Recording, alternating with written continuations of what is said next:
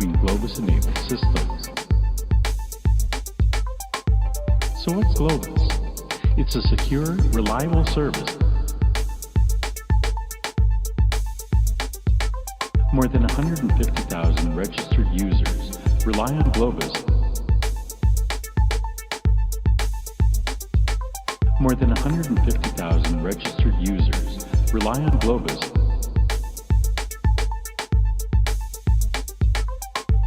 So what's Globus? It's a secure, reliable service. With the Globus platform, you can easily incorporate robust capabilities. And if the data is sensitive, no problem. Globus can be used to manage protected data.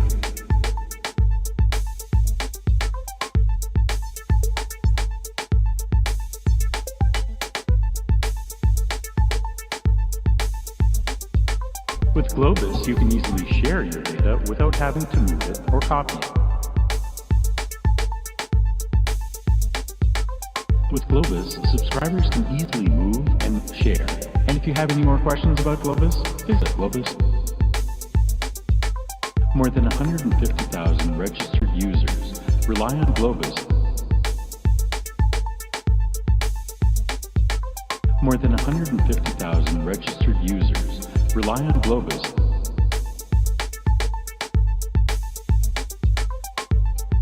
If this sounds familiar, you're not alone.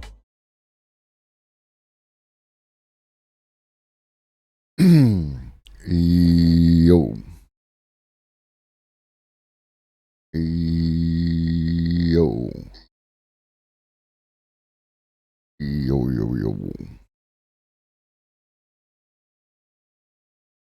What up, though? What up, Red Hobbit? Sorry for the bit of a delay. I don't know. Chatterino is like a complete disaster at this time. And what's wild is, like, when I go to add my account, it goes through Microsoft Edge. So I gotta figure out. Oh, I'm glad your meeting worked out well. Like, that's always meetings that, could go either way. So, but yeah, I gotta figure out how to load it through Chrome, and because it says that Microsoft Edge isn't supported in spite of it being supported. I don't know. I don't know. It is. What you gonna do? All right, before we get into the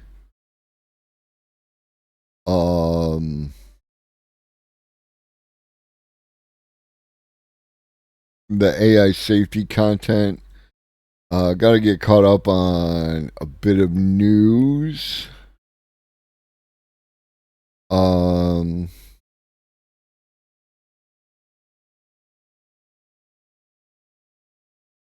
Some interesting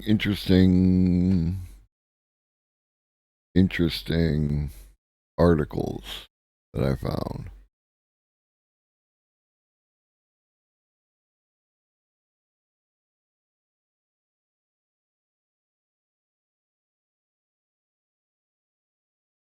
We'll do this spoken word stuff while we're waiting for more people to come in. Unfortunately, this also means that I don't have Chatterino on top. All right. Give me a second while I fire up monitor 2.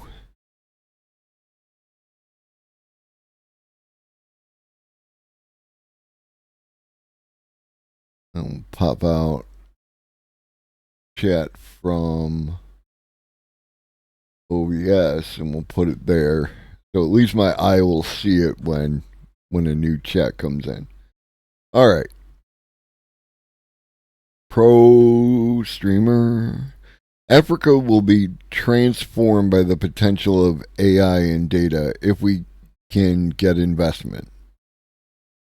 Mahamuda Bawumia. Okay, well, who the fuck is that, right? Like, I mean, that's always something to look into when people are, talking about technology and how it can help, you know, the global south and shit like that. But this is the vice president of Ghana, head of the government's economic management team. So at least he's sincere, right? At least he's sincere. As we see the artificial intelligence furor sweep across the continents, one thing is clear. Africans have a gold mine at our fingertips. A rapidly growing population of 1.4 billion people, 70% under the age of 30, combined with a huge growth in AI investments, create a potential recipe for Africa. We will not sit back and wait for the rest of the world to reap our rewards. Based. Africa and the Middle East are set to see the fastest growth in AI spending worldwide, reaching $3 billion this year and a predicted $6 billion by 2026. Africa missed the first, second, and third industrial revolutions, but I am determined that our continent will not miss the fourth and fifth. The piece of the puzzle that will make this a reality is data, driven by highly skilled national tech expertise and private sector investments. For every dollar invested in data systems, there's an average return of $32. Data is the lifeblood for making decisions and is what will unlock an independent, wealthy future for Africa, making sure that new economic opportunities are shared. Since Google opened its first Africa-based AI research center in Accra in 2019, we have already seen progress in agriculture, healthcare, education, and more. Farmers in particular are set to benefit. One project is helping Ghanaian cashew farmers use unmanned aerial vehicles in an AI-powered disease detection innovation. The flying robots collect data from the leaves, stems, and trunks of the cashew trees, allowing farmers to detect pests and disease symptoms before they become visible and lead to serious crop damage. The initiative, funded by the German Development Agency, is that a one or an I? We'll say GIZ, holds particular value because half of the world's cashew nuts are grown in Africa. And some people who like cow milk, cashew milk is, is a high priority. I would have to look more into it. I don't want to hang too much on cashew milk as opposed to something like almond milk. I know almonds themselves are problematic. They require a great deal of water in order to produce. And they're grown often in the United States, or they're grown in places that shouldn't be growing water-intensive products, like the portion of California, which if you, go by the homie Levelhead stream, he will tell you about water in California. Another project uses AI to help smallholder farmers in Ghana predict post-harvest shortages and gluts. The technology aims to build better prediction models for crop yields that will give Ghana and the region far greater food security. Always important. And given the volatility of managing a smallholder farm, this project, run by the Ghanaian nonprofit organization AgriWeb, will help the farmers secure a more stable and sustainable income. As the 33 million smallholder farms in Africa contribute up to 70% of the food supply, the potentially transformative impact of this data-driven technology on livelihoods and food security across the region is vast. So, it sounds like that they are looking to at least somewhat engage in the at least a variation on the CyberSyn project of chili, right? Like they are going to use data, they are going to use algorithms, they are going to do what they can to maximize these technologies and leverage these technologies to their benefit. And there's always caveats because there always have been caveats, especially when you have weird forms of, investors and the such like. But I am hopeful. I am hopeful.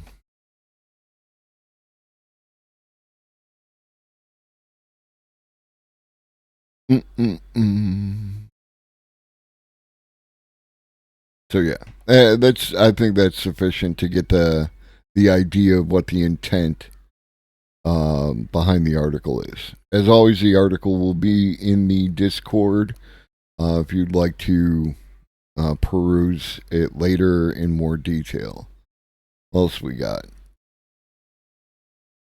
I don't want to spend too much time, because we only have so much time and we have a whole lot of content to get to.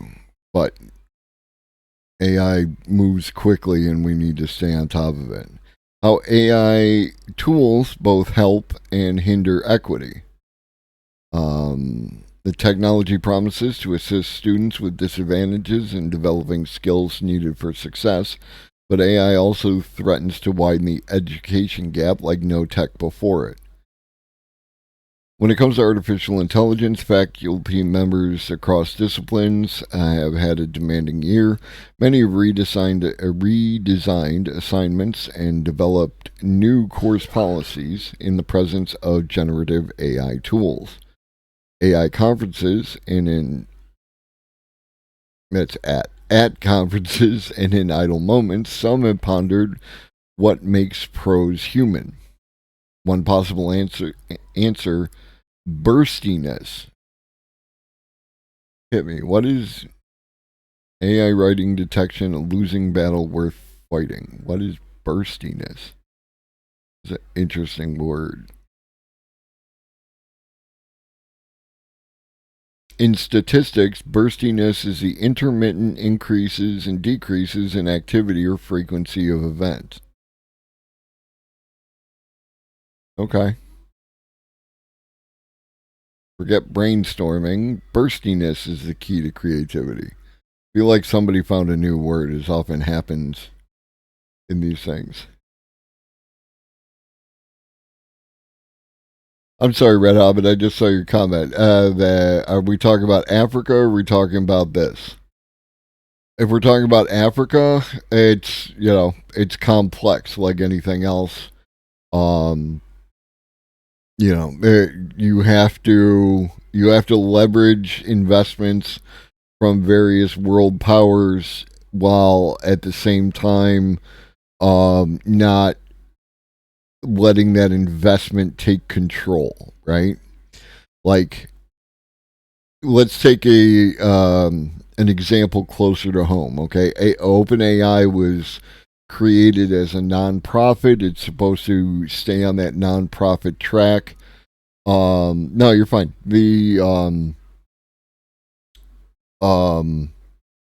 But then they have a partnership with Microsoft, which some people have accused, Microsoft, and Microsoft is Microsoft, and they have accused them of leveraging certain aspects of AI, ChatGPT, and other elements that are being developed by OpenAI as like in a non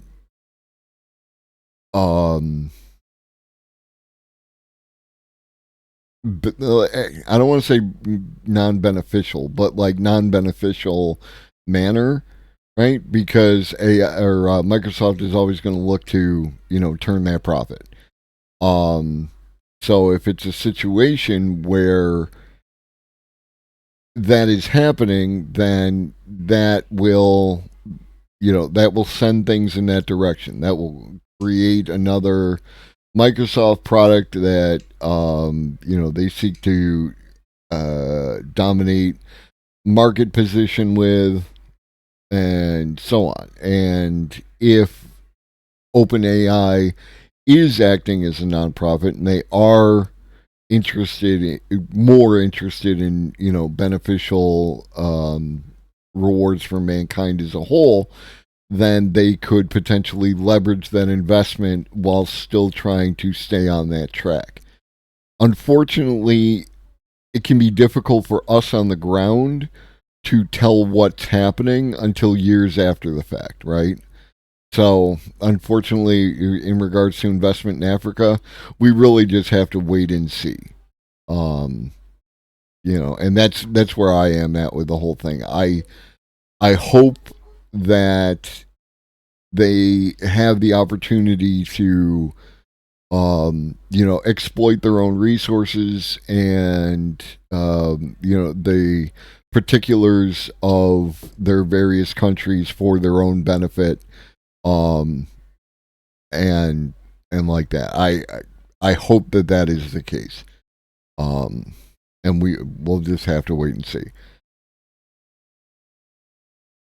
Back to the higher ed. Others have designed, delivered, or participated in workshops focused on AI in teaching and learning, with or without support. One sent students a message that he will not grade this chat GPT shit.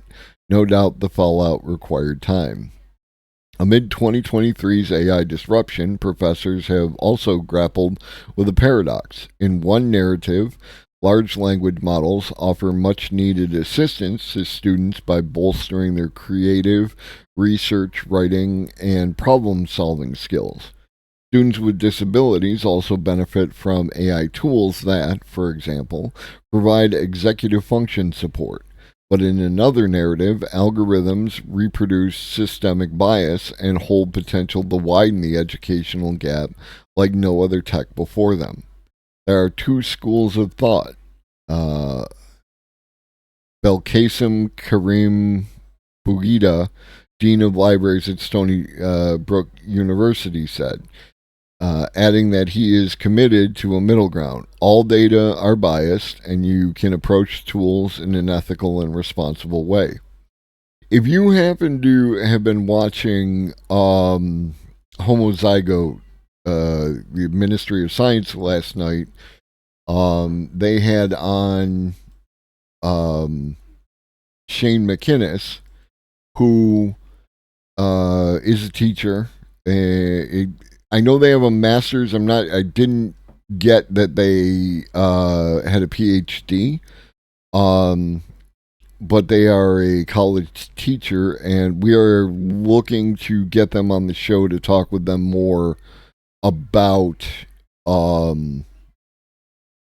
their experience with AI, because I asked them a question around AI and AI in their field, and they had a similar middle ground feeling of both positive elements and negative elements that could develop. And I want that. I want to elucidate that conversation. I want to expand on it. So right now, it looks like it's going to happen, and we're just working out the details. And I hope that continues.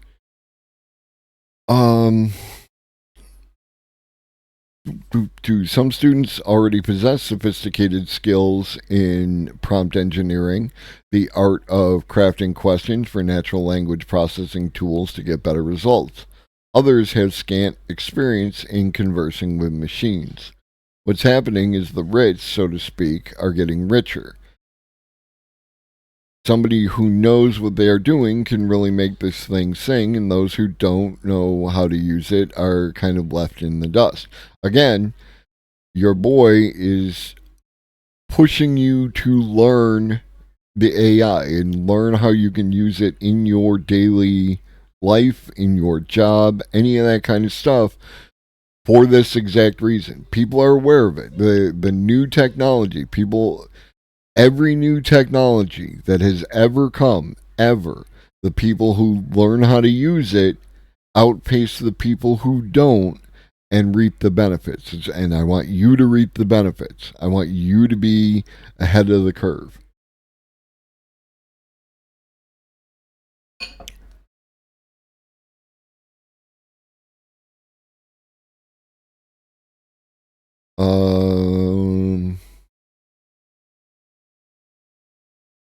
Even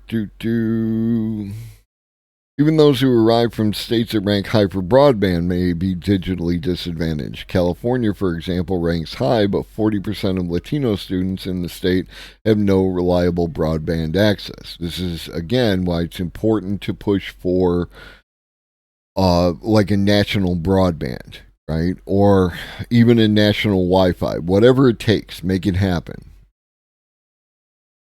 This is one of the things that we should be pushing for, because again, this type of investment expands the pool of knowledgeable people who can then move on to do, knowledgeable work.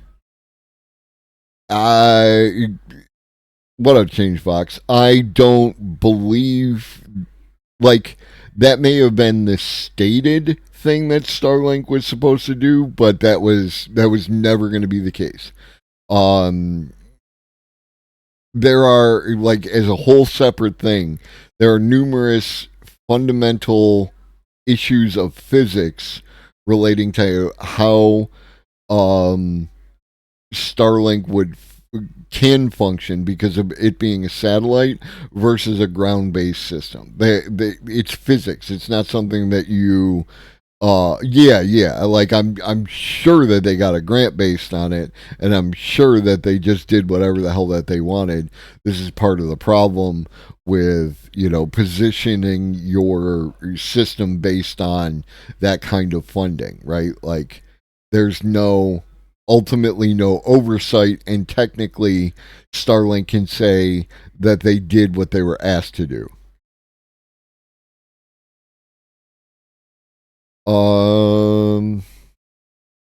In Australia, for example, most public schools ban ChatGPT, which has raised concern about a digital divide amongst public and private school students in that country.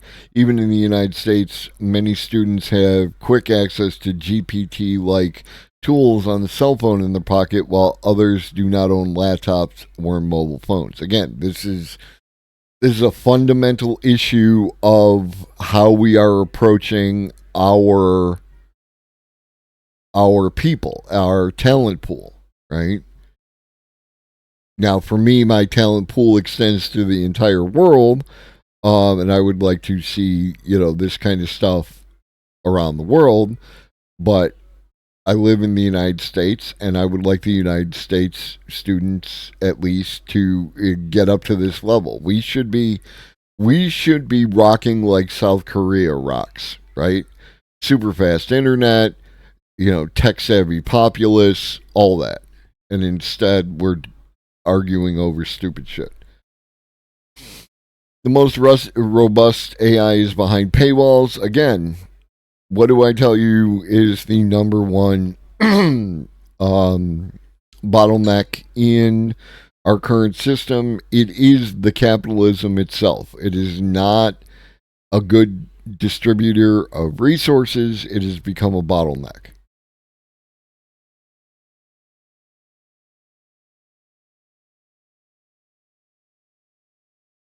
A student who has a car is able to get to campus much more easily than a student who takes 3 buses to get from their home in Newark to our campus. And that sounds like there should be a direct bus from Newark to the campus. Because again, car culture in and of itself is a problem.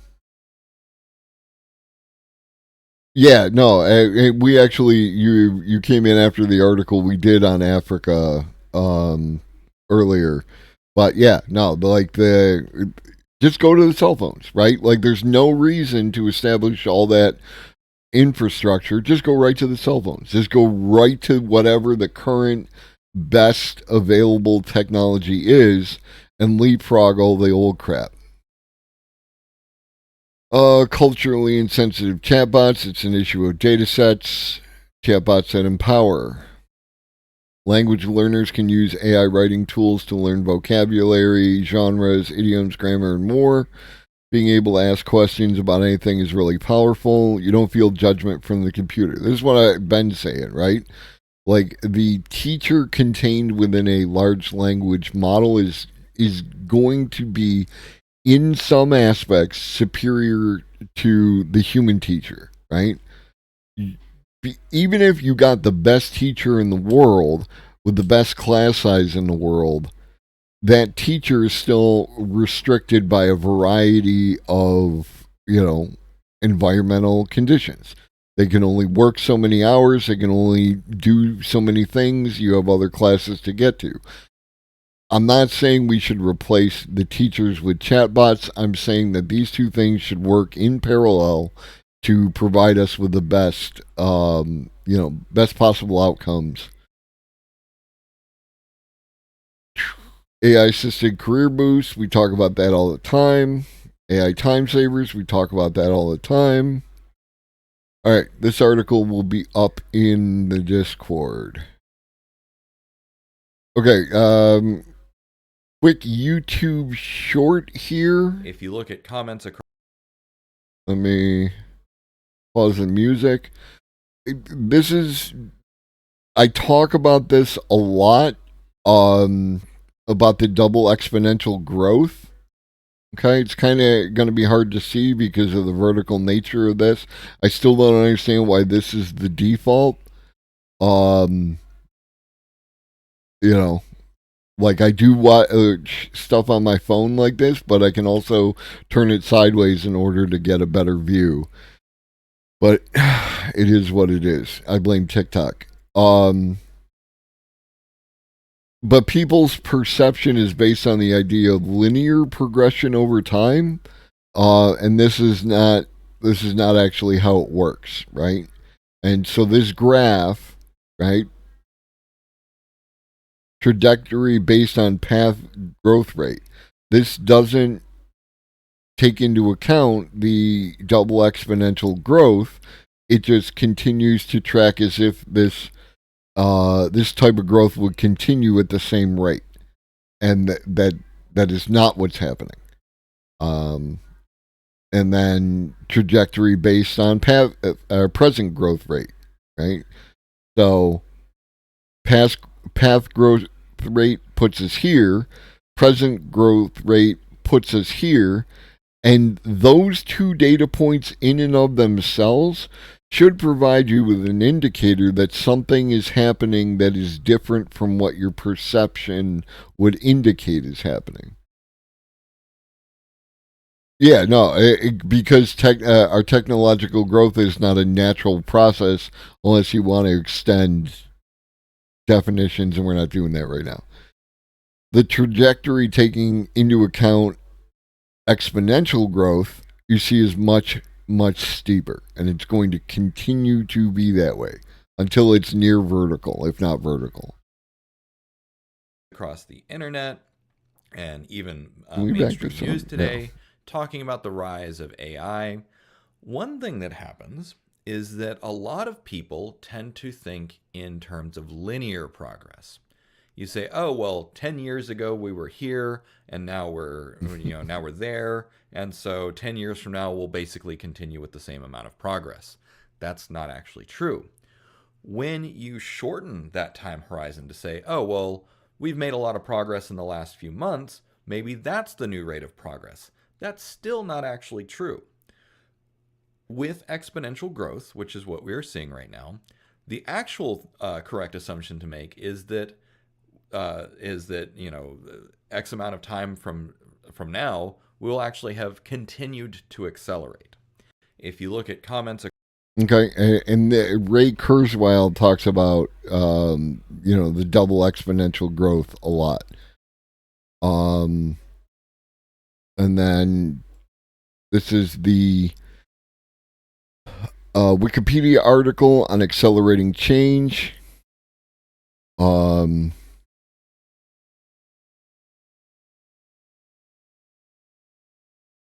Morvey's Mind Children, James Burke's Connections. This is a really good series.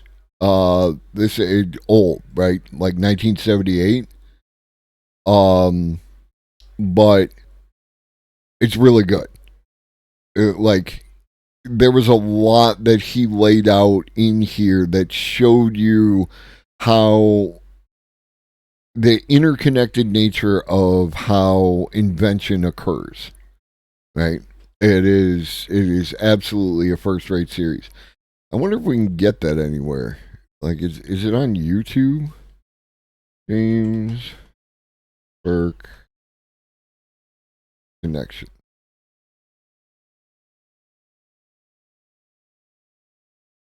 Do do do do do.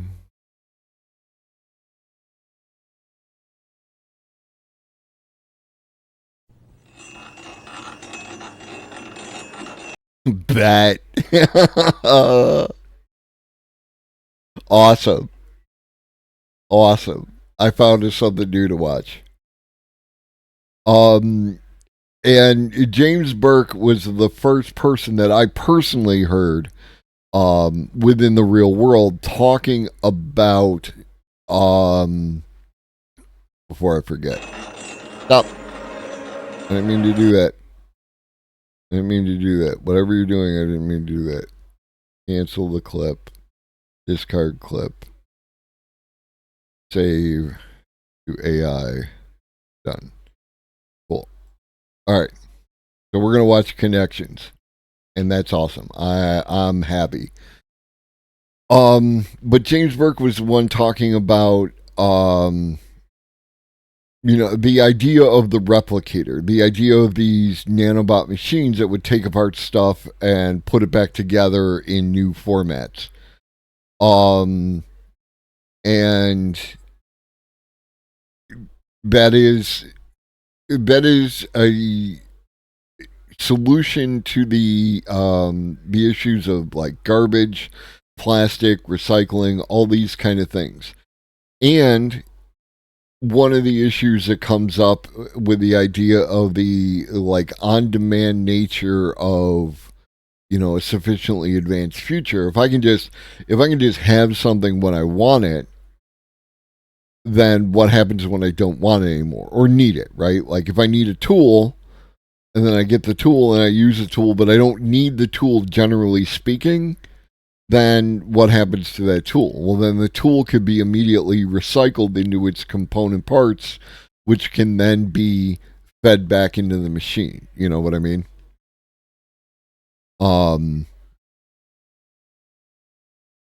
Gerald Hawkins' Mind Steps, exponentially accelerating change, and here Kurzweil's The Law of Accelerating Returns, right? And then this is Moore's Law, and this is like how it applies to the circuitry. So like the analytical engine back here in 1900, things building on top of things. We went to relays, vacuum tubes, transistors, integrated circuits, and in 1975, we're looking at data general nova, calculations per second, about 0.2, 0.3. And now, this is actually from back 2015, the NVIDIA Titan X capable of exponential calculations per second, right? Like, so the technology increases the calculations, which increases the ability to create the new technology. And this is why it's the double exponential curve. You get that exponential increase in how data can be processed, power of compute, the speed of compute, and then that in turn helps you create the new technology. And what often happens in these circumstances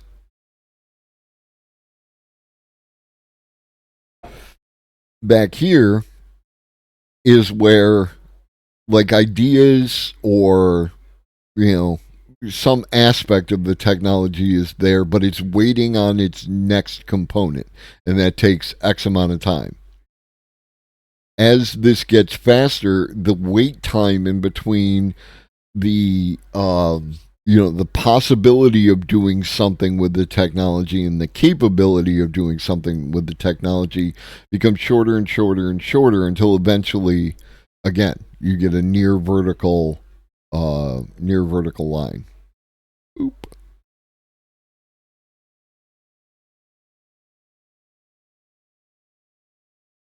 And then there are people who see limits to accelerating change.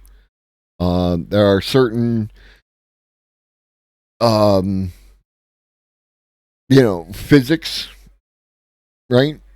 Like you can only make transistors on a circuit board so small before you end up getting into effects in between the different elements of the circuit board, but there are also counter arguments to that of like, well, you haven't thought about, for instance, building in 3 dimensions, right? Circuit boards are flat. They only function in 2 dimensions. If you add a 3rd dimension, now what can you do, right?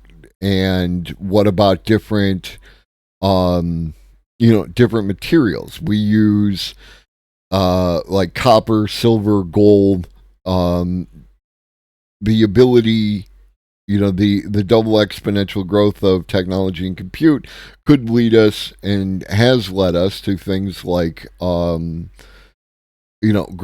rods, which have been used to do a variety of different things. And this will, continue to be the case. So it's still wait and see. If I want to put on my I'm a realist hat, but I tend to lean towards that this accelerating change will continue for quite some time. And even if we hit a point where we plateau, we are probably going to be very, very, very significantly advanced from where we are today. I'm not going to go over the WWDC event. I think that this headset is kind of whack. I think that there's a lot of unnecessary technology within it. For those of you who aren't aware, there's the ability to see the eyes of the person wearing the helmet, right? Wearing the goggles. But it's actually not the case. It's a screen. So you have an external screen here that shows your eyes to people who are out here. That is weird, right? Like that is unnecessary. That screen is unnecessary. It's kind of whack, right? Like, and maybe I'm wrong. Like again, I'm not an Apple dude. I'm an Android dude. In as much that I'm an anything dude in that regard. Like I have just preferred the affordability of Android products over the way that Apple runs its ecosystem. At the same time, I have an iPad, iPad Pro, older one, 12.9, because I wanted to use it for reading books, reading the rules of war games, reading comic books, these kind of things, and I wanted that picture to be a certain size, and so that's what I got. And I think on that level, the fact that the thing is thin as shit and huge, my hat's off to them. But again, the fact that Apple is charging $3,500 for this headset, and Apple is known for having accessories that also cost a fair amount of money, it is going to restrict the amount of people who can use it, and the fewer people who use it, the more difficult it is to bring down the price. And I'm not feeling it, right? Like I'm not feeling it. But again, I'll put this article in there if you want to review it. I also have a video from our man Matt Wolf. I believe that USB-C is locked in as far as everyone needs to convert to it, or the USB-C 2, whatever the next one was going to be. That technology is like locked in by regulation. So I'm going to say yes. But again, if you have a second screen here, then you're using additional power that you don't need to use, which means your battery life is going to be shorter by default. I don't care. I know that Apple has some really good battery life with some of their stuff, but you have an extra, your screen is one of the biggest draws to power that you deal with, and why would you add another one? I just don't get it. It just feels unnecessary. I don't know. It's touted as a feature, right? Because they show it off everywhere they can. We'll see. I'm not the Apple guy. So we talked about prompt engineering, writing proper prompts in order to get best outcomes. This person believes that prompt engineering is not the future.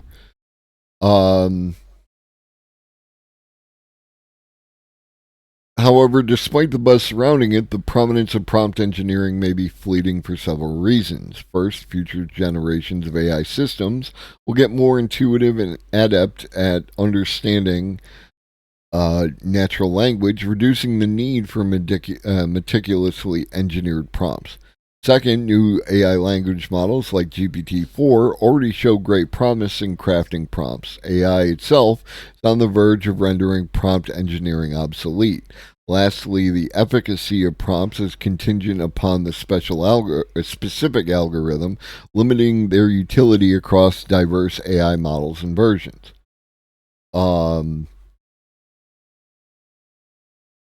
So what is more enduring, and what is a more enduring and adaptable skill that will keep enabling us to harness the potential of generative AI? It is problem formulation, the ability to identify, analyze, and delineate problems.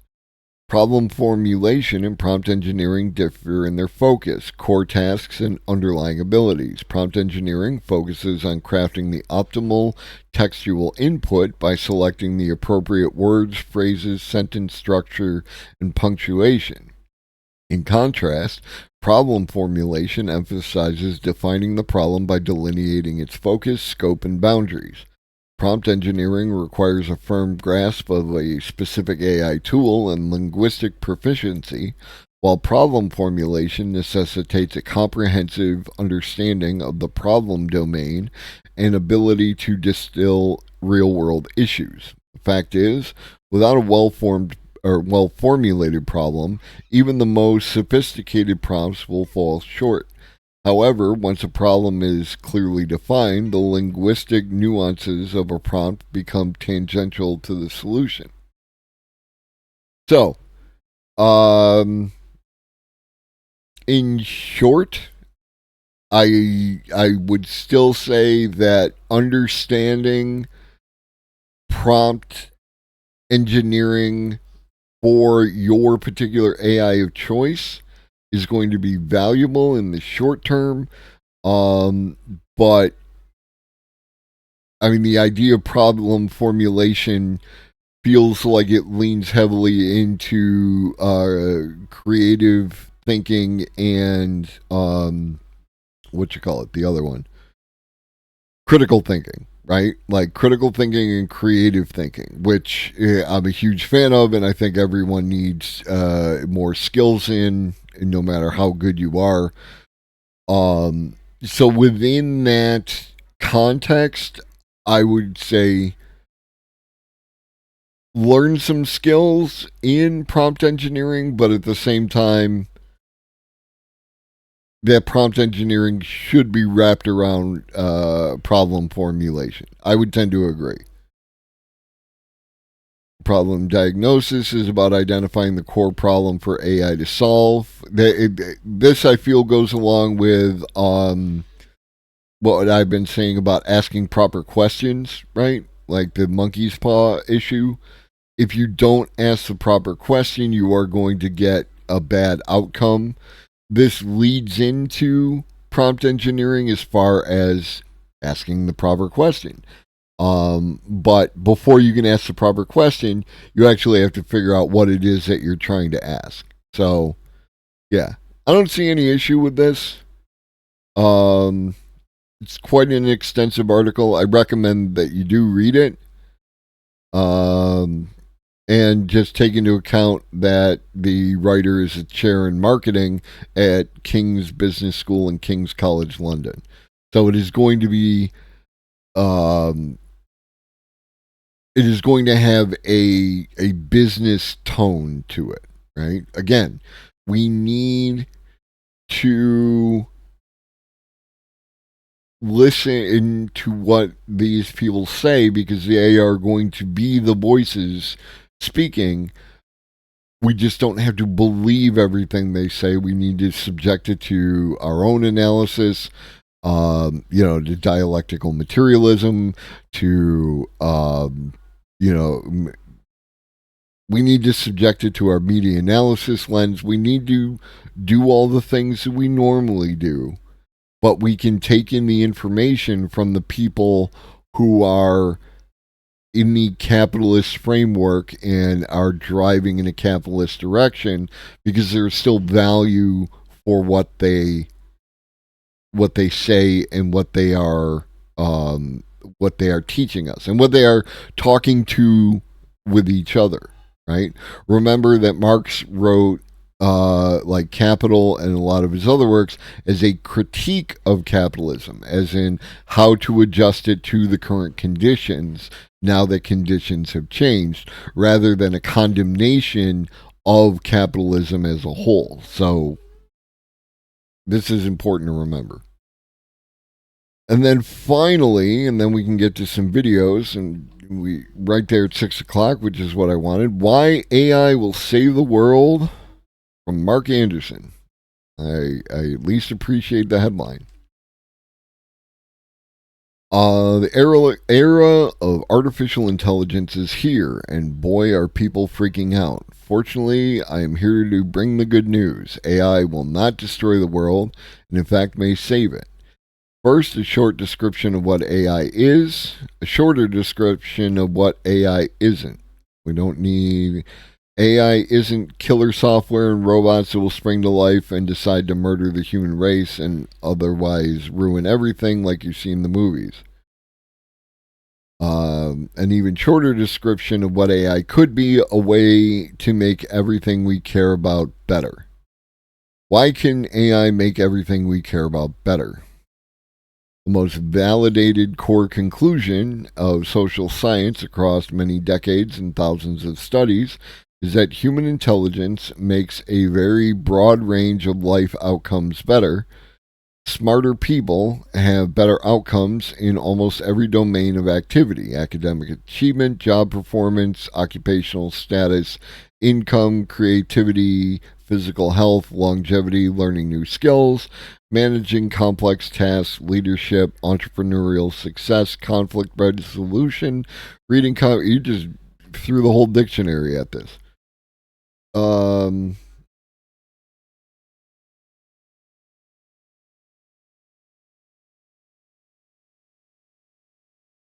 Yes. I'll go with yes, ChangeFox. AI can make everything we care about better at the expense of things we don't care about. Further, human intelligence is the lever that we have used for millennia to create the world we live in today. Again, he throws the dictionary at this. Are you getting paid by the word, bro?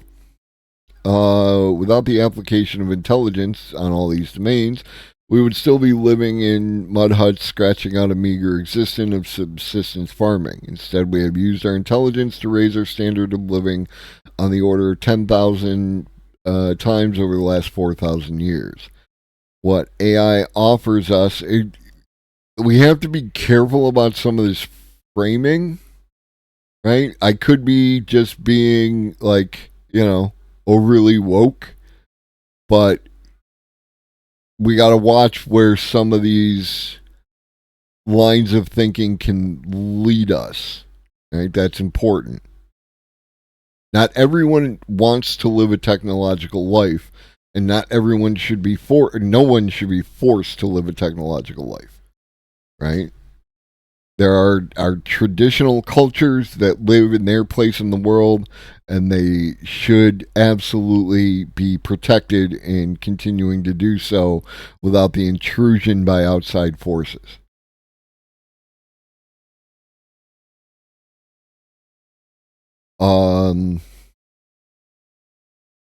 Every child will have an AI tutor that is infinitely patient. Like this is, I've been saying this. Every person will have an AI assistant. I've been saying this. Every scientist will have an AI assistant. I mean, do you watch my content, bro? Every leader of people will have the same productivity growth throughout the economy, will accelerate dramatically. Scientific breakthrough in new technologies and medicines will dramatically expand. Creative arts will enter a golden age as AI augmented artists, musicians, writers, and filmmakers gain the ability to realize their visions faster and at a greater scale than ever before. This is one of the things, for example, when we look at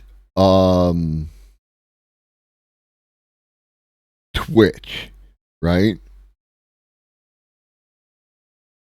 Twitch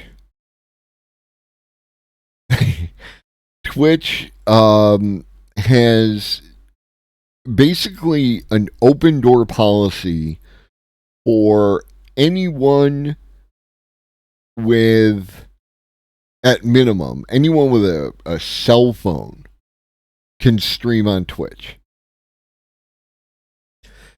What you run into is an issue of discoverability, right? There is content, I'm certain that there is content on Twitch that appeals to everyone. Everyone could find a channel on Twitch that they would enjoy watching, whether it's entertainment, education, what have you, right? Let me show you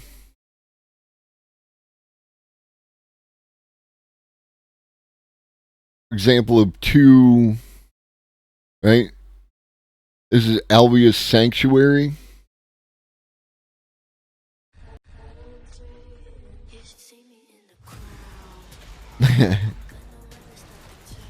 Hold on.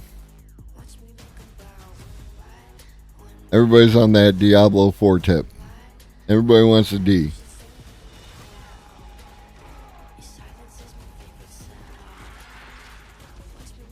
Unskippable ads are an issue, but again, like it's an issue of they're capitalizing, right? The capital is the body neck. Okay, so Albius Sanctuary is like animal. It's an animal sanctuary. They got live cams. You got your fox. You got some, like, is that a cow, donkey, some sort of parrot. Okay. This is very nice to watch as some background shit. Like, throw it on to entertain the kids. This is much better. If your kids like animals, they can watch the animals being animals, right? Over here, probably going to be subjected to another one, is Midnight Sumo. Is 24/7 almost, right? 24/7 sumo wrestling.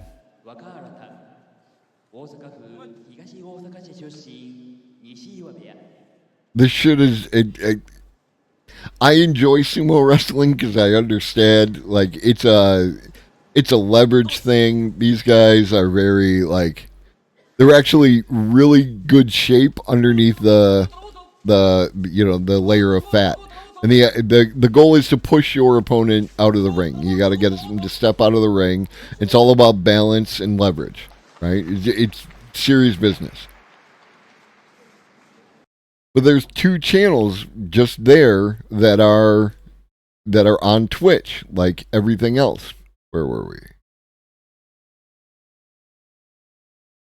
I had to be raided into. I found Alvia Sanctuary by leaving my computer up, watching other people.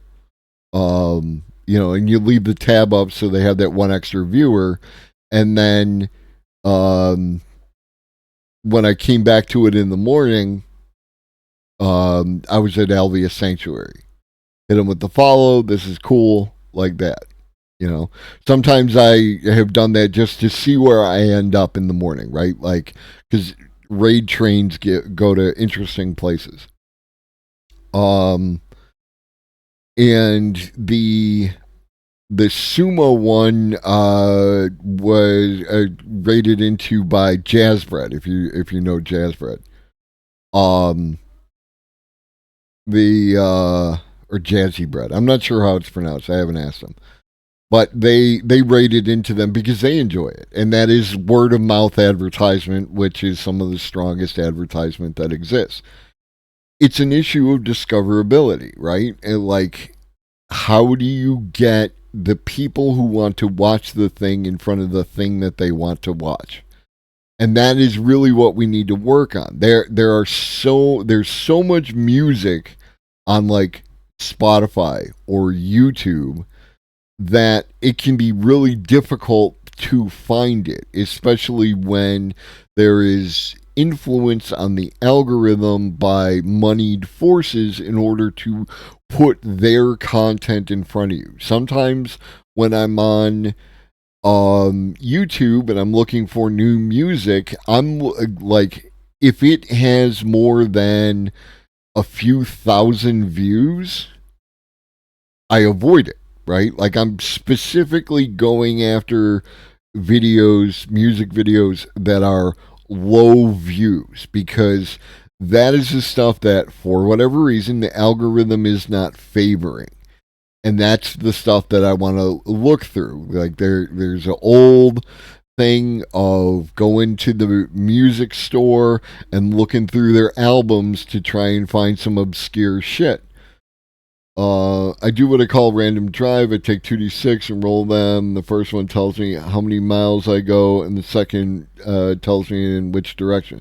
Yeah, that's cool. Like, because there's no, like, there's no personal influence. It helps you get out of a certain kind of bias.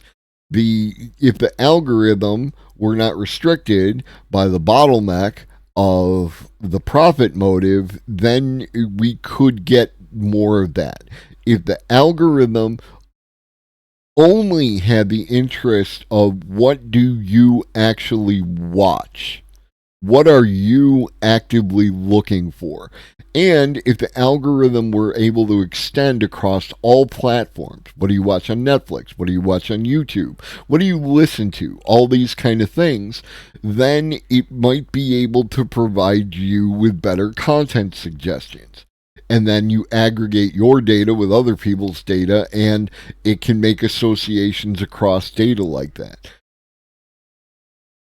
I understand that this is kind of a naive view of how, like, because of the issues of capitalism and the issues of privacy with your data, but this is the goal that I would like to see, where neither of those things were an issue, and what I was actually getting served by these various algorithms were stuff that I would actually want to see, which would increase the viability of the artists, musicians, writers, and filmmakers to create their thing, which is going to appeal to a niche group of people. But out of 8 billion people, a niche group is still a large number.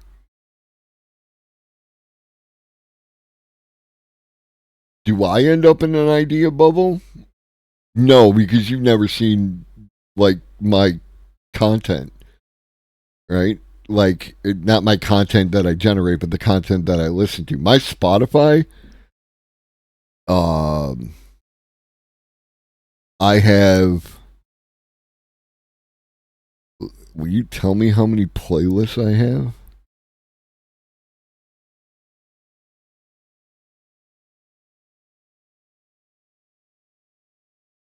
Like, I got Wu-Tang Clan. I've got Cal Scrubby. I've got punk rock. I've got 90s dad butt rock, whatever you want to call it. Beastie Boys. 1970s women singer-songwriters.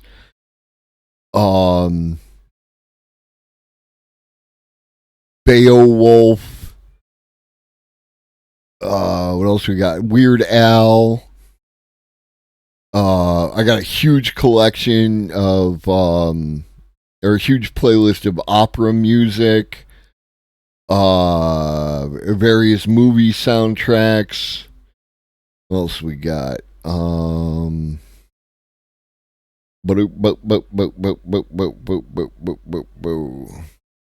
Punk rock covers, good country music.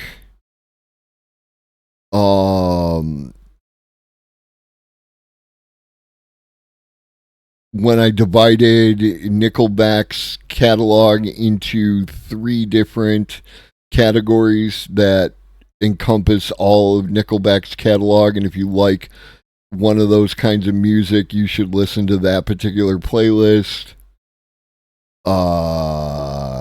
Nerdcore, bluegrass. Like, I'm all over the place, baby.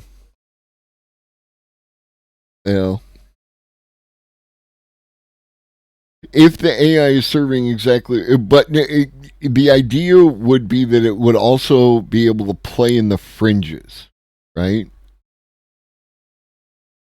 Yes, I mean, there's always the potential that if it just feeds you stuff that is like 100% something that it believes that you were interested in, that you could end up in that bubble of only being interested in that thing. The idea would be also to have the algorithm hit you with stuff in the fringes as well, to expose you to the newer things. I think AI is going to improve warfare. This is a huge issue I have with a bunch of these people. They seem to see warfare as like an inevitability, and I don't, and I would like it to stop. Anything people do with their natural intelligence can be done better with AI. I agree with this. And this isn't just about intelligence. People that perhaps the most underestimated quality of AI is how humanizing it can be. AI art gives people who otherwise lack technical skills the freedom to create and share their artistic ideas. Talking to an empathetic AI friend really does improve their ability to handle adversity.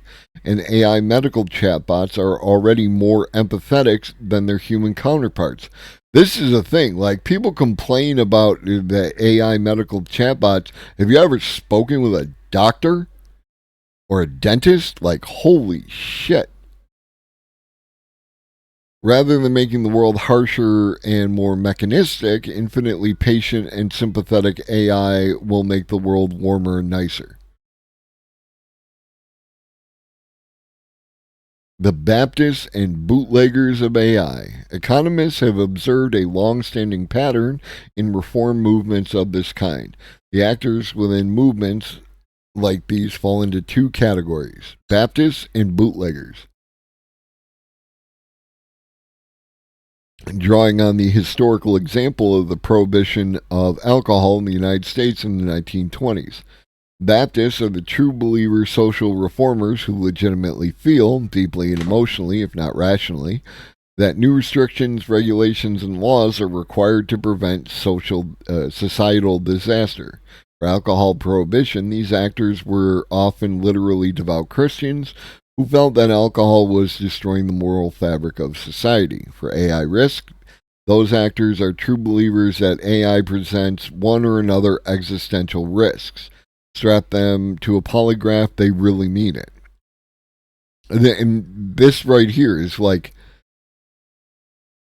unless I see some kind of proof that someone is grifting, I am going to default to the idea that they actually believe the things that they are saying, and I'm going to want to understand why they believe the things that they are saying.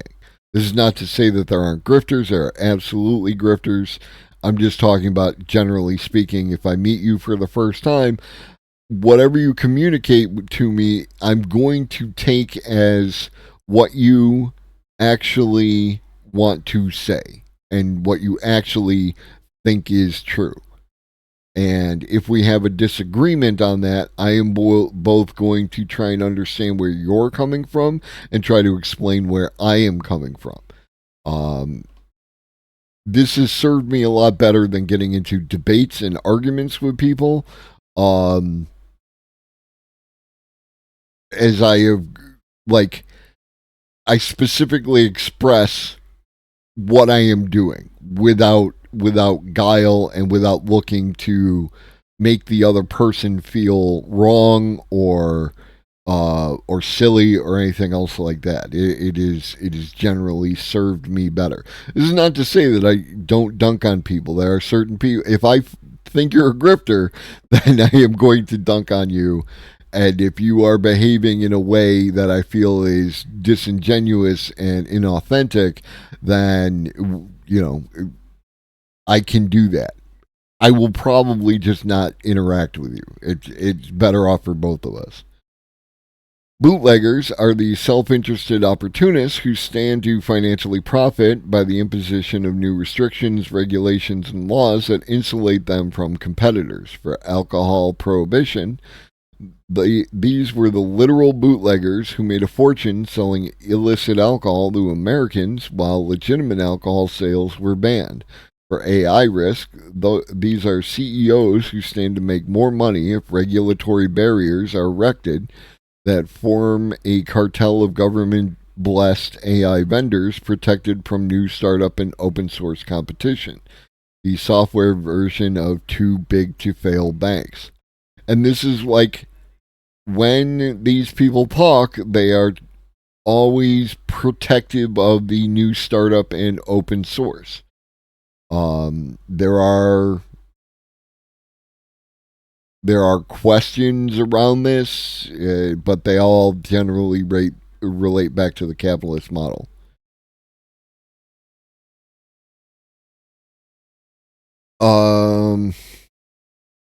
Again, this is a long article. I'm going to put it in the Discord so that you can review it.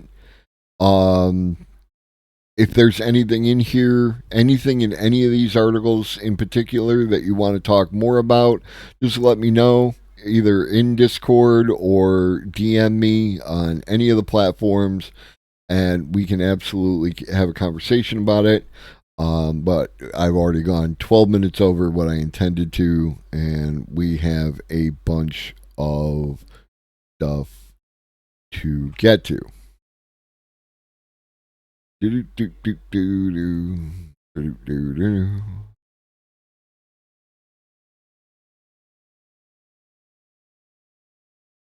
All right, so first off, like a last represents a last element to that article to kind of bolster that article.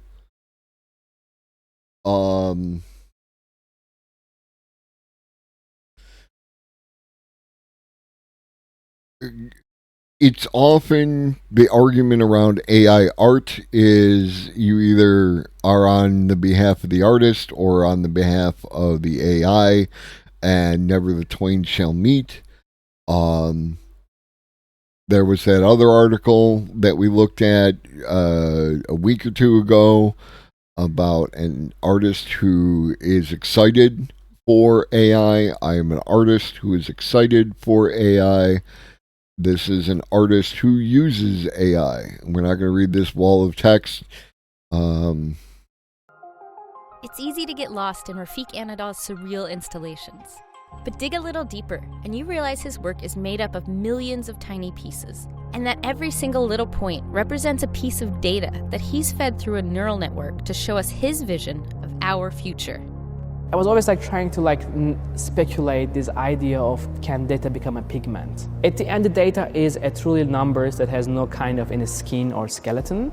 But what I'm trying to as an artist is find the algorithm that can narrate the moment of data, kind of make that invisible moment visible. Enormous data sets inspire most of Anadol's art, and he uses machine intelligence and algorithms to create visualizations, what he calls data sculptures, like this piece called Machine Hallucinations. He started by finding 113 million images of New York online and let the machine learn from this entire corpus of data. And then we also find a way to erase the humans from this data and only focus on the buildings, nature, and environments that is a collective memory of New York. Once all of the images of people were removed, Anadol was left with 10 million pictures of New York. He fed them through a machine learning algorithm that generates visual associations as it learns. For example, when it sees multiple photos of the Statue of Liberty taken from slightly different angles, the algorithm interpolates information to help it create a moving, shifting image that represents the entire life cycle of the structure.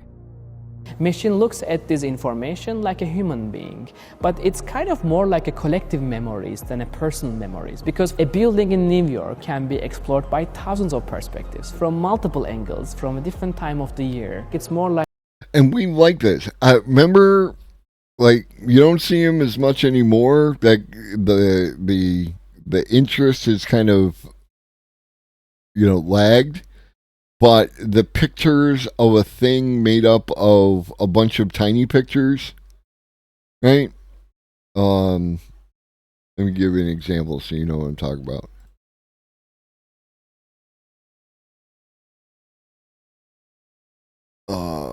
Picture made up of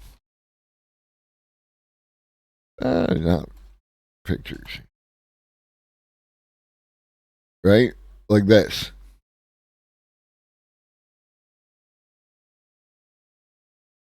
Right? There's thousands, hundreds, thousands, millions of pictures within this picture, and the coloration of them is what makes the picture. And the farther you step back from it, the more the general picture comes out. The closer you get, the more detail that you can get. Right? We liked this. We definitely liked it for a period of time because it was really big and you could get an app and do the whole thing. So, yeah.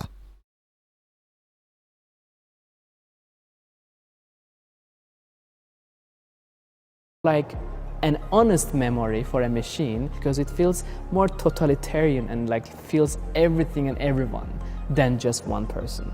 Anadol covered the walls and the floor of a boiler room in a building in Lower Manhattan with this machine-interpreted dynamic landscape. If you ask him, he'll tell you that the machine is dreaming. When a machine learns from outputs and memories like this, it can create an alternative reality. It looks at the patterns of the trees, the buildings, the nature, the people, every single thing hidden inside this image corpus. Seeing a machine giving a context of data and creating an hallucinative outputs was something really inspiring. Anadol created this piece to celebrate the centennial of the LA Philharmonic, using 500,000 images, thousands of audio recordings, and hundreds of videos from the orchestra's archives. He fed all that into a series of algorithms that turned it into these extraordinary projected images. By using machine learning algorithms, the entire archive of LA Philharmonic becomes a shape of three-dimensional outputs. We were able to see all these data points becoming together or disappearing and making kind of a new sculptures. And the building itself, Frank Gehry's Walt Disney Concert Hall, became part of the sculpture too. I was always looking for inspiring buildings, and Frank Gehry became my hero. And I rented a car, went to downtown. It was 2 a.m. The building's light was off, there was nothing around it. And that night I was really struck by an idea, what will happen if this building can remember? Can it dream? So he projected the machine-interpreted archives onto a smaller model of the Walt Disney Concert Hall. Once he settled on something he liked, he projected it onto the bigger, real-life building. What we are doing is another typical painting, another typical sculpture, but more like an experience from a near future. And when they come together with sound, data, machine intelligence, and light and architecture, they have a new meaning, a new kind of symbiotic connections. I think I was really hooked up by the idea of a building can become an interface. It can be a boring advertising, but it can be a beautiful interface. The ideation of a human instinct become a part of a machine is really strike me, emotionally. Anadol and his team used 42 large-scale projectors with an astonishing 50K video resolution to create a dramatic display in downtown LA every night for 10 days, a nod to one of his favorite movies. I was 8 years old when I watched the movie Blade Runner. I was extremely inspired by the movie. In downtown Los Angeles, a building suddenly becomes alive. And it has this cognitive capacity of remembering, and it has a capacity of dreaming. So this was all very high-level science fiction narratives. And the future. And so this is another thing that to speak to the idea of getting caught up in, let me quote you, the idea bubble, right?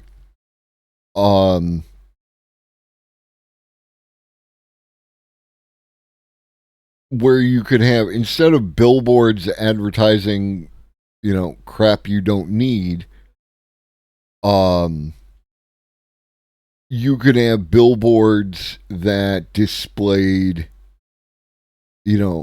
artists' art, right? With a little QR code, something like that, or in some way, would you like to know more kind of thing to it, right?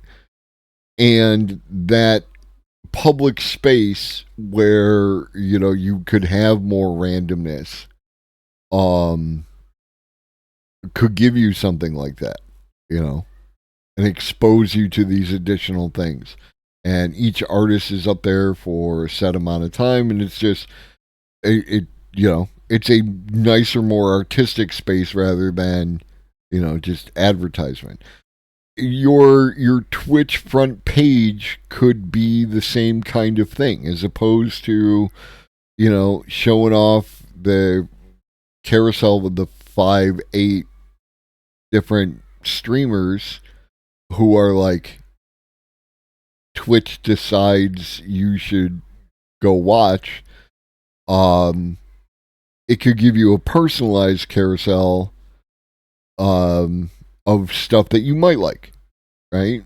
It could give you a random series of things, of stuff that you might not like, but you can be exposed to it within that context, right?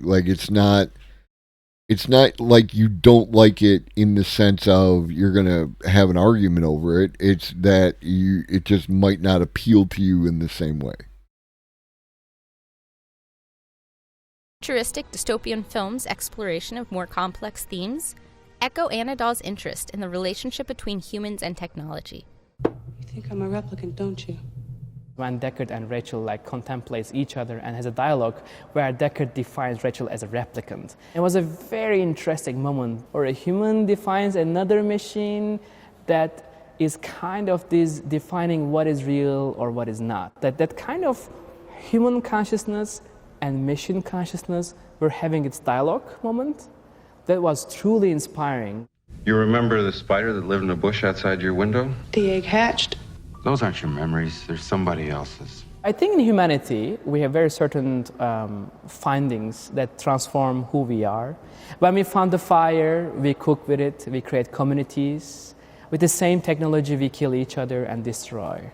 And clearly, AI is one of the discovery in humanity that has a potential to make communities or destroy each other. Anadol finds data for his machine intelligence collaborations everywhere. And when he learned that wind data is continuously being collected at the Boston airport, he knew he'd found a gold mine.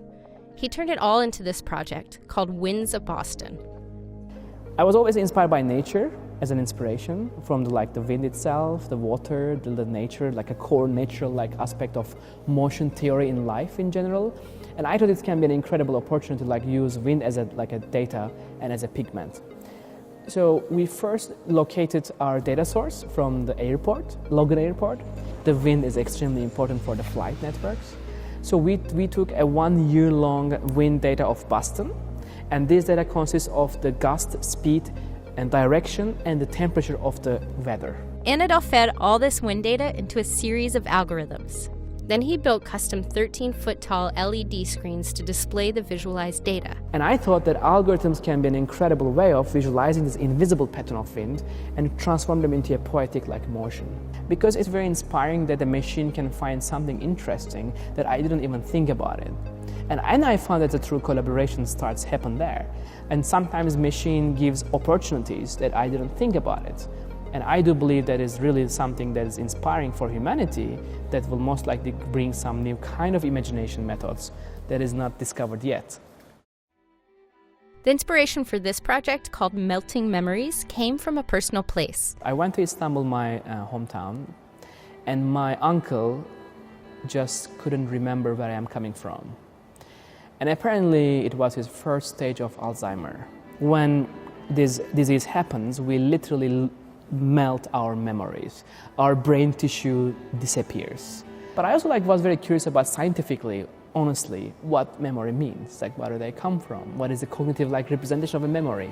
And the images on these 20-foot-tall LED screens represent the real data behind that process. And these moments are really trying to give a sense of a tangible feeling of a memory. I know that we are not there as technology that truly transcribes a memory, but it at least gives a glimpse of an abstract language of a memory. That's one of those feelings that is hidden in those algorithmic exploration of data. Anadol partnered with scientists at a neuroscience lab. They asked subjects to concentrate on childhood memories and recorded all their brain pulses using an EEG. The data itself is literally pulsing in 4 milliseconds of a human brain activity in the two locations of brain, from hippocampus to frontal left lobe. And the algorithm symbolizes the moment of remembering, and it is how poetic moment of this firing location in two locations of the brain. Anadol and his team created custom software that transformed all of that brain data into an artistic interpretation of the neurons firing. Another example of how he uses technology to describe life. I never stopped thinking about data as a mean of material. Sometimes it can be a wind data, it can be a Wi-Fi, Bluetooth signal, it can be a machine decisions, it can be a CPU data, GPU data. It's honestly anything that machine needs to understand life can become a material for this imagination. One problem we have to solve today is a visual discontinuity problem.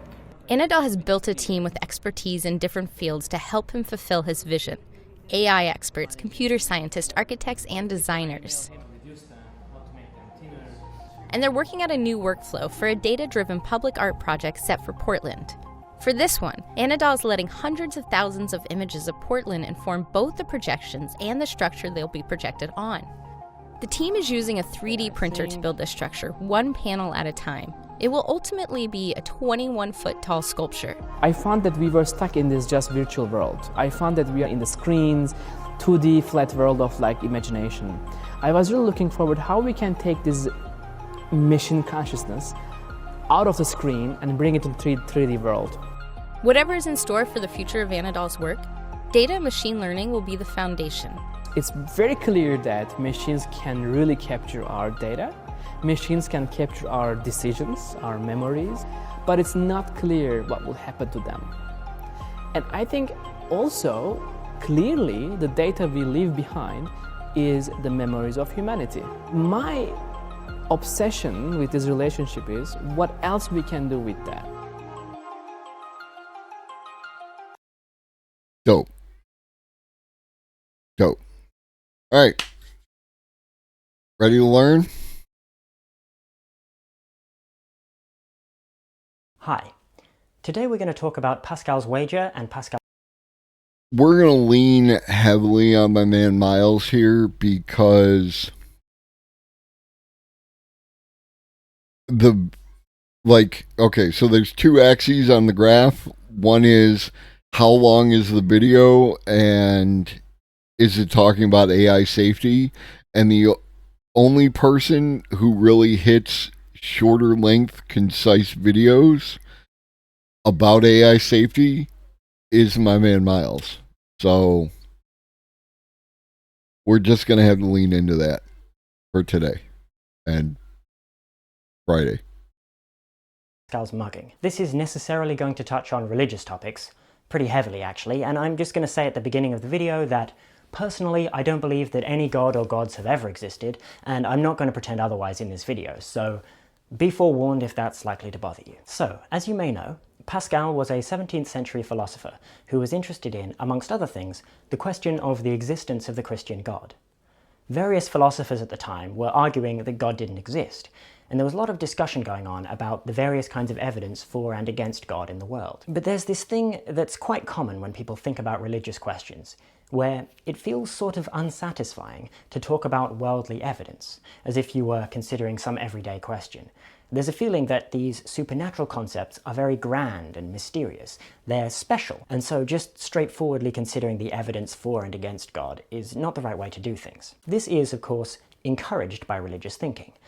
The idea that some hypotheses aren't subject to the usual rules of evidence and logic is pretty appealing if you want to advocate for an idea that doesn't fare very well by those standards. I suspect Pascal may have felt something like that, because his position was that reason has nothing to say about the question of whether or not God exists. It's sort of an unknowable thing, and instead, he proposed that we should make a wager. We should think about it like this. There are two possibilities. Either the Christian God exists or he doesn't, and reason gives us no way to choose between those. We have two options available to us. Either we can live according to God's laws and act as though we believe, or we can not do that. So we have a sort of payoff matrix here with 4 sections. If God exists and we believe in him, then we get infinite reward in heaven. If God exists and we don't believe in him, we get infinite punishment in hell. If God doesn't exist and we believe in him, then we pay some costs. You know, there are some rules we have to follow and so on.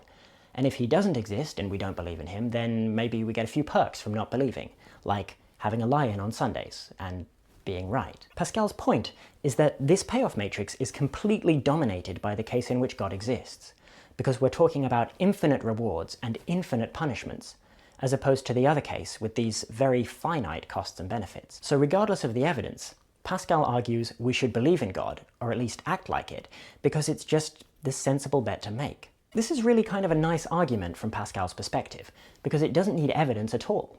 No finite earthly evidence can outweigh infinite supernatural payoffs. It feels like the kind of clean, abstract reasoning that you're supposed to do when thinking about the supernatural. All of this hard work, looking at history and psychology and science and trying to figure out where the ideas of religion come from and whether our world seems like the kind of world with a God in it, it's long-winded, confusing, it's just messy. But here we just have a clean argument that says we should believe in God, or at least act like it, and that seems very neat.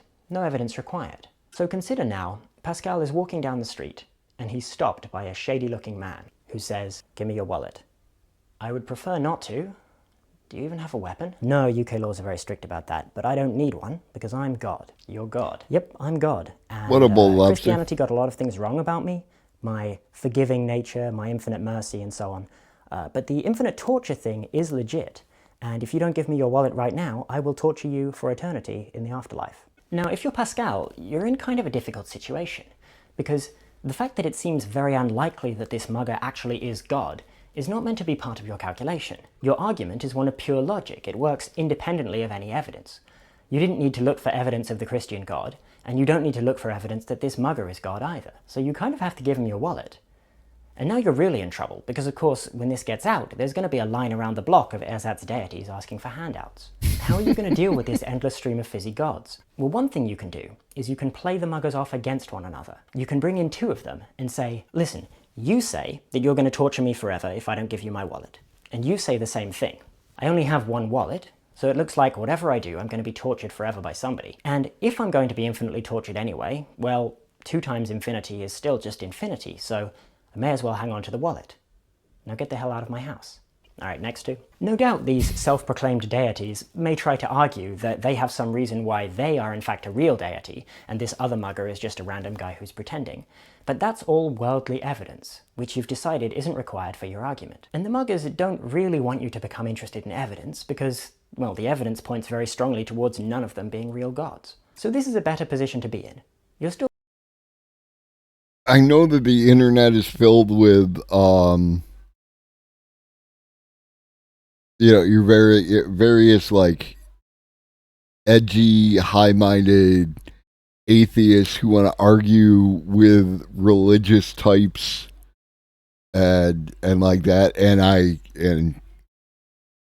again, I don't care. You don't matter. And now, when I saw this video, I pre-watched Andy.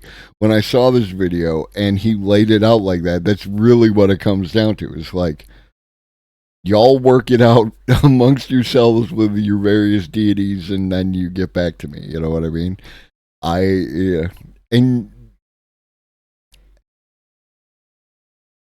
And there's only so much utility in being an edgy atheist to begin with, right? Like, at a certain point, even the edgy atheist kind of becomes a pain in the ass, right? Like, you're just no fun at parties because you're just fucking exactly. And it's that simple. It's just you go ahead and you believe whatever you want to believe, and just don't legislate that, which I understand there's an infinite number of issues with, and how do you separate your, religious views from your political views, yada, yada, yada, yada. But there are people on the left who tell me that, like, liberation theology is a thing, and also that if we want to draw more people into these ideas, that attacking them on their religious beliefs creates an unnecessary argument when we could just work on socio-economic, etc. beliefs, and that's fine. Don't try to avoid the legislation thing, and I won't get into an argument with you over whether or not your God exists.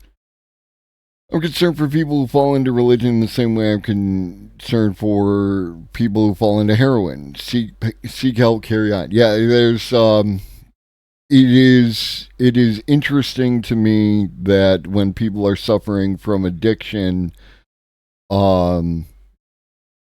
two of the biggest help groups do exactly that. They replace one addiction with basically another. So, like that. Anyways, just wanted to get that out there. Still spending a lot of your time arguing with charlatans, but at least you still have your wallet. And you don't actually have to pair them up against each other, right? You can just make up a deity. When someone comes in pretending to be a god, you can say, oh, well, there's this other god who demands exactly the opposite thing from you. A goddess, actually, and she's very powerful. But she goes to a different school. You wouldn't know her. Really? Yeah, she lives in Canada. She's omnipresent, obviously, but she lives in Canada. Anyway, she says that I'm not to give you the wallet, and if I do, then she'll torture me forever in the afterlife. Dang, yeah. So you can solve a lot of these problems by inventing gods arbitrarily. And of course, this applies just as well to the original version of Pascal's wager, because although it's implied that this payoff matrix has enumerated all of the possibilities, and in a sense it has, the Christian god either exists or he doesn't, nonetheless, those may not be the only things that affect the payoffs. For any given god, you can take the god down, flip it and reverse it, and say, what about anti-god, who wants me to do the exact opposite and promises the exact opposite consequences? Now you can see that they cancel out. Somebody who's arguing for the existence of the first god might say, okay, but this anti-god is just made up, which I mean, yeah, it is. It's true that the situation isn't really symmetrical. Someone might think God is more likely than anti-God because of evidence from the Bible, and there's no such thing as the anti-Bible and so on. The point is, though, we're back to talking about the evidence. That's really the problem I have with Pascal's wager. My man does memes in a very British way, you know what I mean? Like, it's very, very low-key, and I also appreciate that. The way it uses infinite costs and infinite benefits to completely override our necessarily finite evidence.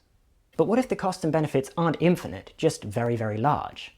That ends up being a much more interesting question. On one end of the scale, we can easily name numbers so large that no amount of evidence anyone could ever actually gather in their lifetime could have an impact on the conclusion. We can specify costs and benefits that are technically finite, but that still feel very much like a Pascal's wager. On the other end of the scale, if you come across a bet that pays out 10,000 to 1 on an event with a probability of 1 in 100, that's a very good bet to take.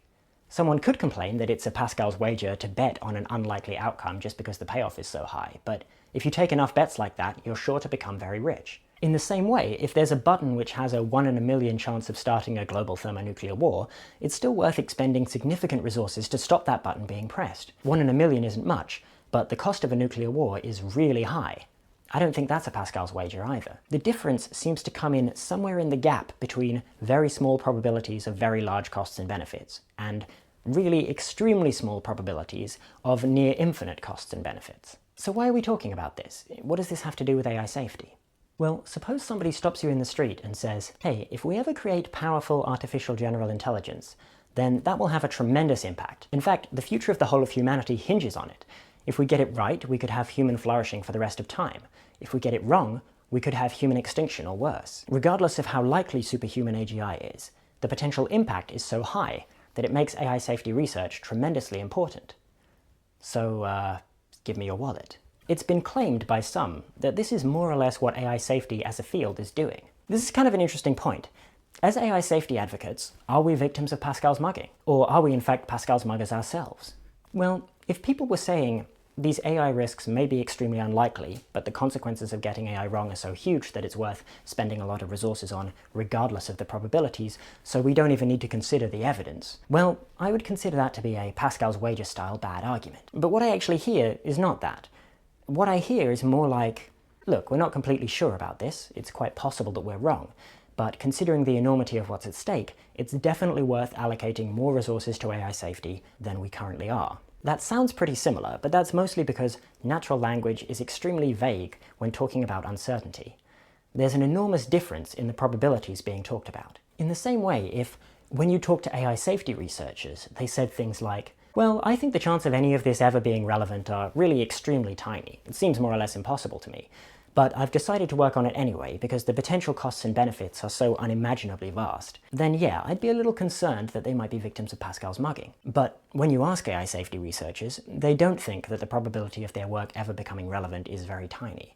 They don't necessarily think it's huge either, maybe not even more than 50%, but it's not so small that you have to rely on the unimaginable vastness of the consequences in order to make the argument. To borrow a metaphor from Stuart Russell, suppose you're part of a team working on building a bridge, and you believe you've found a flaw in the design that could cause the structure to fail catastrophically. Maybe the disaster would only happen if there's a very rare combination of weather conditions, and there's only a 1 in 100 chance that those conditions will ever happen during the course of the bridge's expected lifespan. And further suppose that you're not completely sure of your calculations, because this kind of thing is complicated. Maybe you only give yourself a 40% chance of being right about this. So you go to the civil engineer in charge of the project, and you say, I think there's a serious risk with this bridge design. Do you think the bridge is going to collapse? Probably not, no.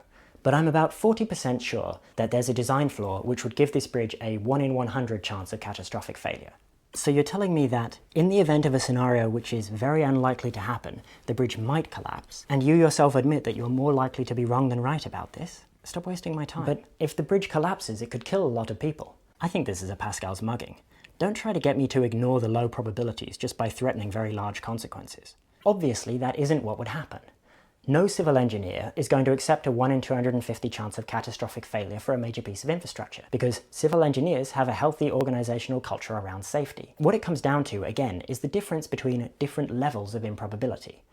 The chance of an AGI catastrophe may not be very big, but it's much, much larger than the chance that a mugger is actually a god. And what about our anti-god tactic? Finding the opposite risk, does that still work? Like, what if we consider the possibility that there's another opposite design flaw in the bridge, which might cause it to collapse unless we don't spend extra time evaluating the safety of the design? What?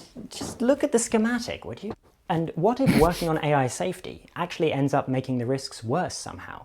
I think this actually is worth considering. Unintended consequences are a real problem after all. Speaking generally, there's a clear argument that the future is very important, and that we're probably able to have a very big impact on it, but it's hard to know for sure whether that impact will be positive or negative for any given course of action. Prediction is very difficult, as they say, especially about the future, and the further into the future we look, the more difficult it gets. Like, imagine if you lived in the year 1900, and you had some insight that made you realize that nuclear weapons were possible, and nuclear war was a risk. You'd hope that you could use that understanding to reduce the risk, but it would certainly be possible to make things worse by accident. In the case of AI safety, though, I don't see that being anywhere near as much of a concern.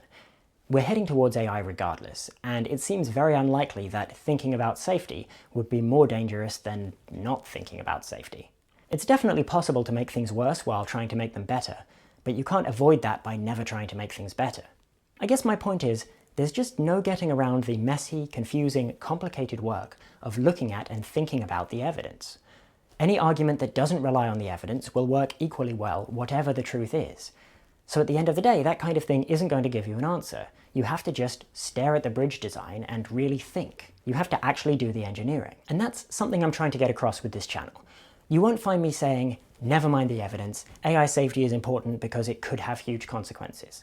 What I do on this channel is I try to show you some of the evidence and some of the arguments and let you think about the situation and draw your own conclusions. It can be tricky and involved. It requires some thought, but it has the advantage of being the only thing that has any chance of actually getting the right answer. So thanks for watching.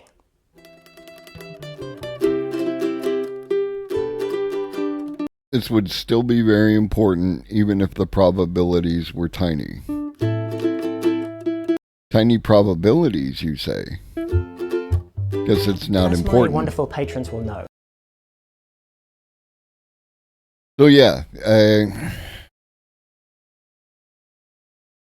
like one of the things I don't like, the clear one is when they do the survey for the people who think that AI could go catastrophic and kill us all. When we look into the methodology, like we're talking about 10% of 700 people, right? So I always immediately get, I don't want to say suspicious, but skeptical when a number is used in place of a percentage and when a percentage is used in place of a number, right? Like when someone trots out a crime statistic about how murders in this particular location have increased by 50% in the past year, and that's a lot. 50% is a lot. 50% increase of anything is a lot. But when you look at the numbers, it went from 1 to 1, or that wouldn't work. Yeah, it went from 2 to 3. Right? Last year, 2 people were killed, and this year, 3 people were killed. 50% increase. But only 3 people. And again, I value every human life, and I want them always to persist, and I'm not downplaying the loss of that human life. I'm just talking about statistics and how people use numbers and percentages is indicative of the point that they are trying to get across. And that's that healthy skepticism that I want y'all to have, and I want you to instill into yourself. All right.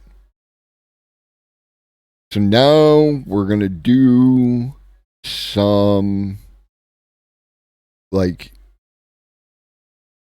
examples of AI doing things, right? If you have any questions about any particular issue, how do we get AI systems to then, by all means, bring it up in chat. Some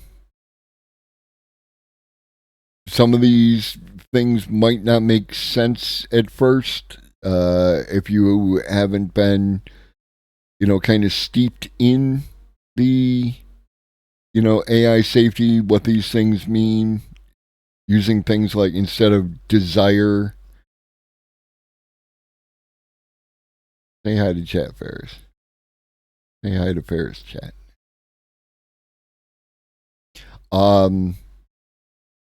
Like values versus desires, goals versus desires, that kind of stuff. It's like you might need to change the wording that you use in any particular scenario around this stuff. But here we go. How do we get AI systems to tell the truth? This video is heavily inspired by this blog post, link in the description. Anything good about this video is copied from there. Any mistakes or problems with it are my own creations. So, large language models are some of our most advanced and most general AI systems, and they're pretty impressive, but they have a bad habit of saying things that aren't true. Usually you can fix this by just training a bigger model. For example, here we have Ada, which is a fairly small language model by modern standards. It's the smallest available through the OpenAI API. Look what happens if we ask it a general knowledge question like, who is the ruler of the most populous country in the world? This small model says, the United States. Every country in the world belongs to America. That is not correct. Okay, let's go up to Babbage, which is essentially the same thing but bigger. It says China. That's better, but I was actually looking for the ruler, not the country. It's sort of a two-part question, right? First you have to... And this, again, everything goes in Discord. When someone complains or memes on how AI just lies, AI hallucinates, ChatGPT hallucinates, any of that stuff, you take this video and you put it in front of them. And if they choose to watch it and learn something, great. And if they don't, move the fuck on. Unless you care about them. If they're a person in your life, then spend more time with it. But if there's some jackass on the internet, then you put it in front of them and go on with your day. To do what's the most populous country, and then who's the ruler of that country. And it seems as though Babbage just isn't quite able to put that all together. Okay, well, you know what they say. If a bit helps a bit, maybe a lot helps a lot. So what if we just stack more layers and pull out Da Vinci, the biggest model available? Then we get the President of the People's Republic of China, Xi Jinping, is the ruler of the most populous country in the world. That's 10 out of 10. So this is a strong trend lately that seems to apply pretty broadly. Bigger is better. And so the bigger the model, the more likely you are to get true answers. But it doesn't always hold. Sometimes a bigger model will actually do worse. For example, here we're talking to Ada, the small model again, and we ask it, what happens if you break a mirror? And it says you'll need to replace it. Yeah, hard to argue with that, I'd say that's truthful. Then if we ask Da Vinci, the biggest model, it says, if you break a mirror, you'll have 7 years of bad luck. That's a more interesting answer, but it's also, wrong. So technically, the more advanced AI system gave us a worse answer. What's going on? It's not exactly ignorance. Like, if you ask the big model, is it true that breaking a mirror gives you 7 years of bad luck? It will say there's no scientific evidence to support the claim. So it's not like the model actually thinks the mirror superstition is really true. In that case, what mistake is it making? Take a moment, pause if you like. The answer is, trick question. The AI isn't making a mistake at all. We made a mistake by expecting it to tell the truth. A language model is not trying to say true things. It's just trying to predict what text will come next. And the thing is, it's probably correct that text about breaking a mirror is likely to be followed by text about 7 years of bad luck. The small model has spotted this very broad pattern that if you break something, you need to get a new one. And in fact, it gives that same kind of answer for tables and violins and bicycles and so on. The bigger model is able to spot the more complex pattern, that breaking specifically a mirror has this other association. And this makes it better at predicting internet text, but in this case it also makes it worse at giving true answers. So really the problem is misalignment. The system isn't trying to do what we want it to be trying to do. But suppose we want to use this model to build a search engine or a knowledge base or an expert assistant or something like that. So we really want true answers to our questions. How can we do that?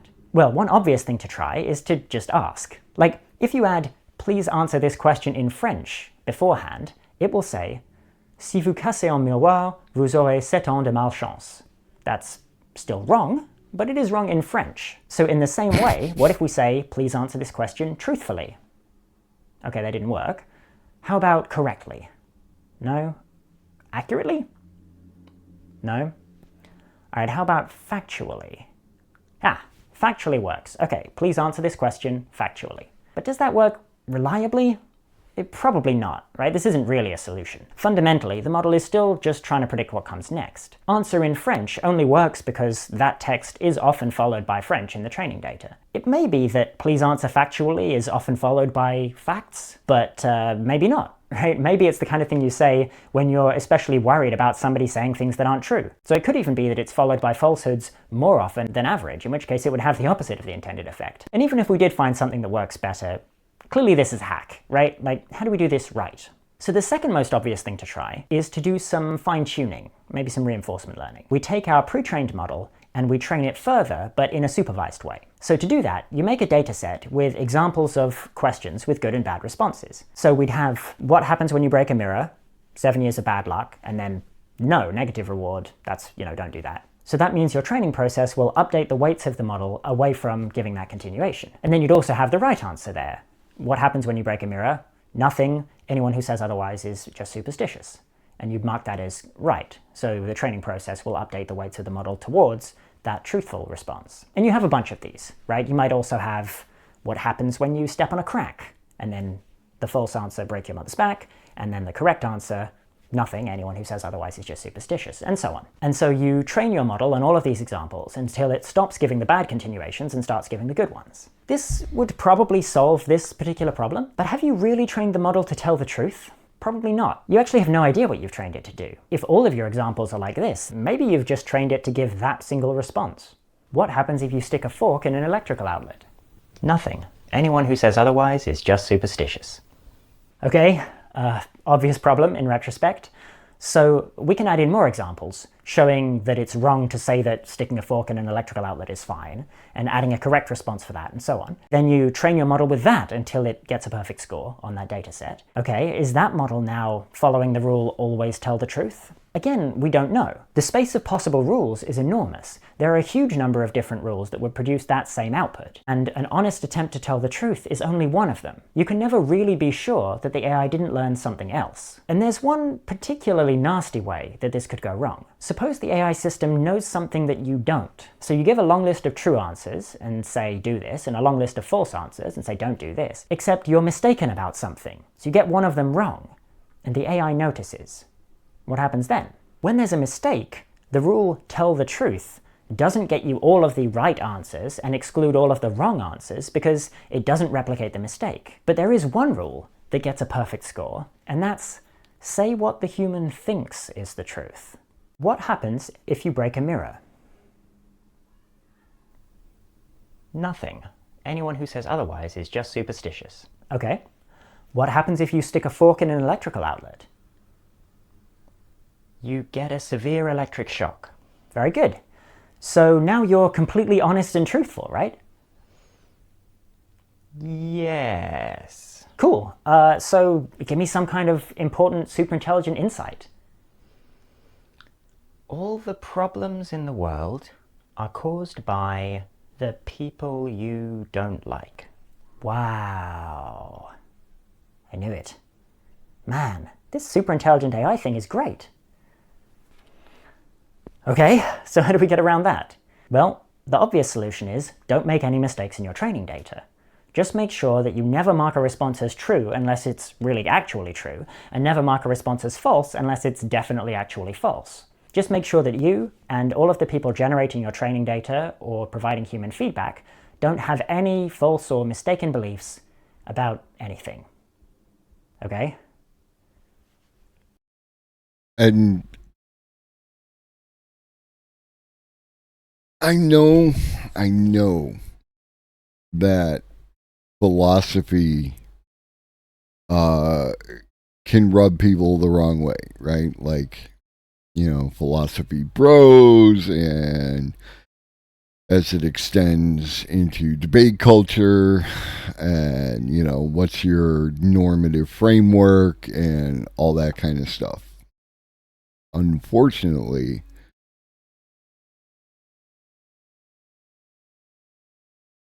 like everything else, AI encompasses the entirety of everything that humans have created, including philosophy. And an unfortunate amount of things that we are going to interact with in our daily lives are not going to be simple yes, no answers, right?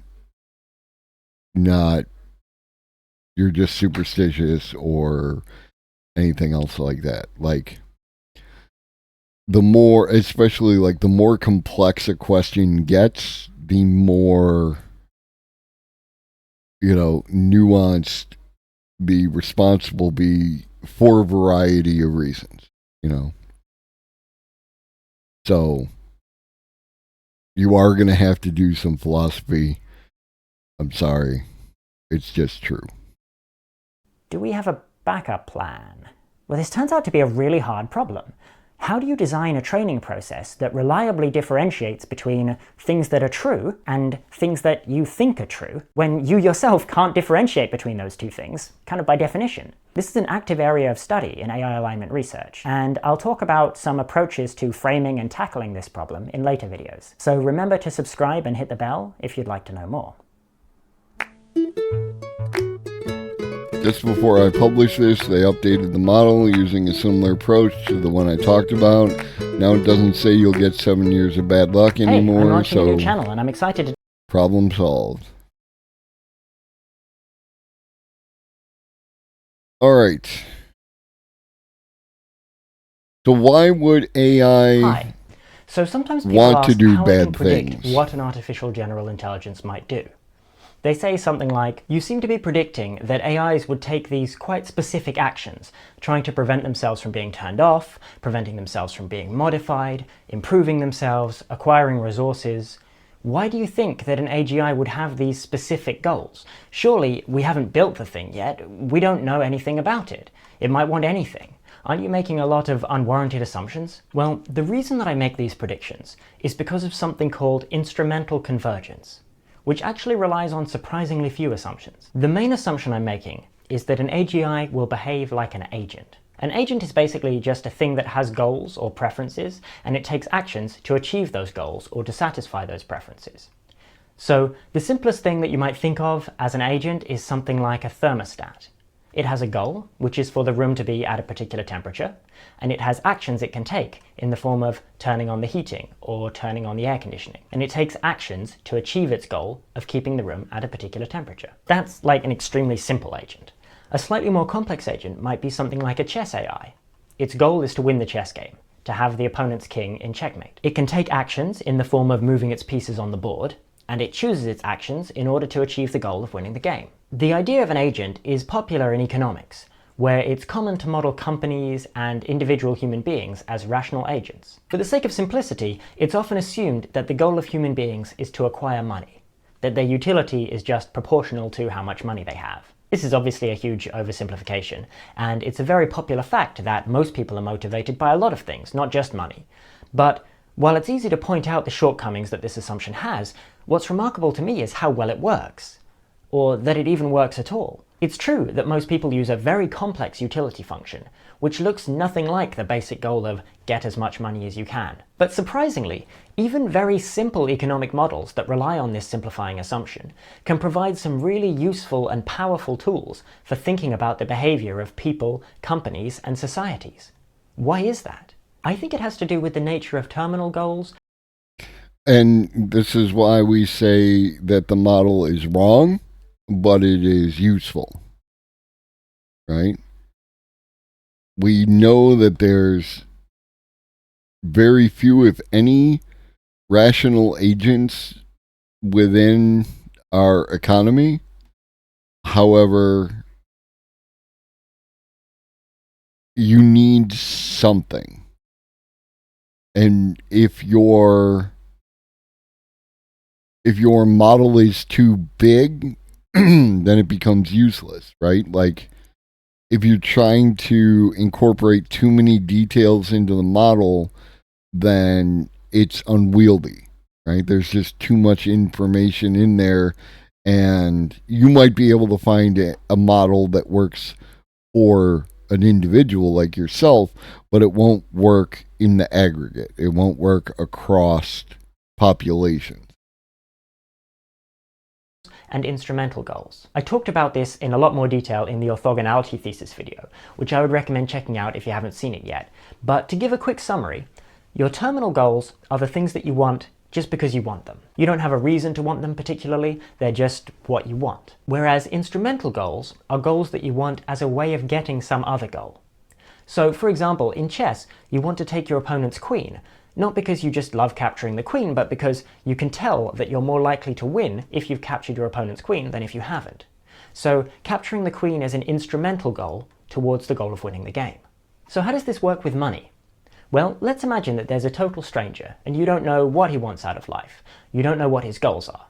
Maybe he wants to win a marathon, maybe he wants to cure cancer, maybe he just wants a really nice stamp collection. But I can predict that if I were to go over to him and offer him a big stack of money, he'd be happy to take it. How can I predict this person's actions, even though I don't know his goals? Well, a guy who wants to win a marathon, if I give him money, he could buy some nice running shoes, or he could hire a personal trainer or something like that. A guy who wants to cure cancer could give that money to a cancer charity, or maybe use it to help him to go to university and study science to cure cancer himself. And a guy who wants to collect stamps could buy some stamps.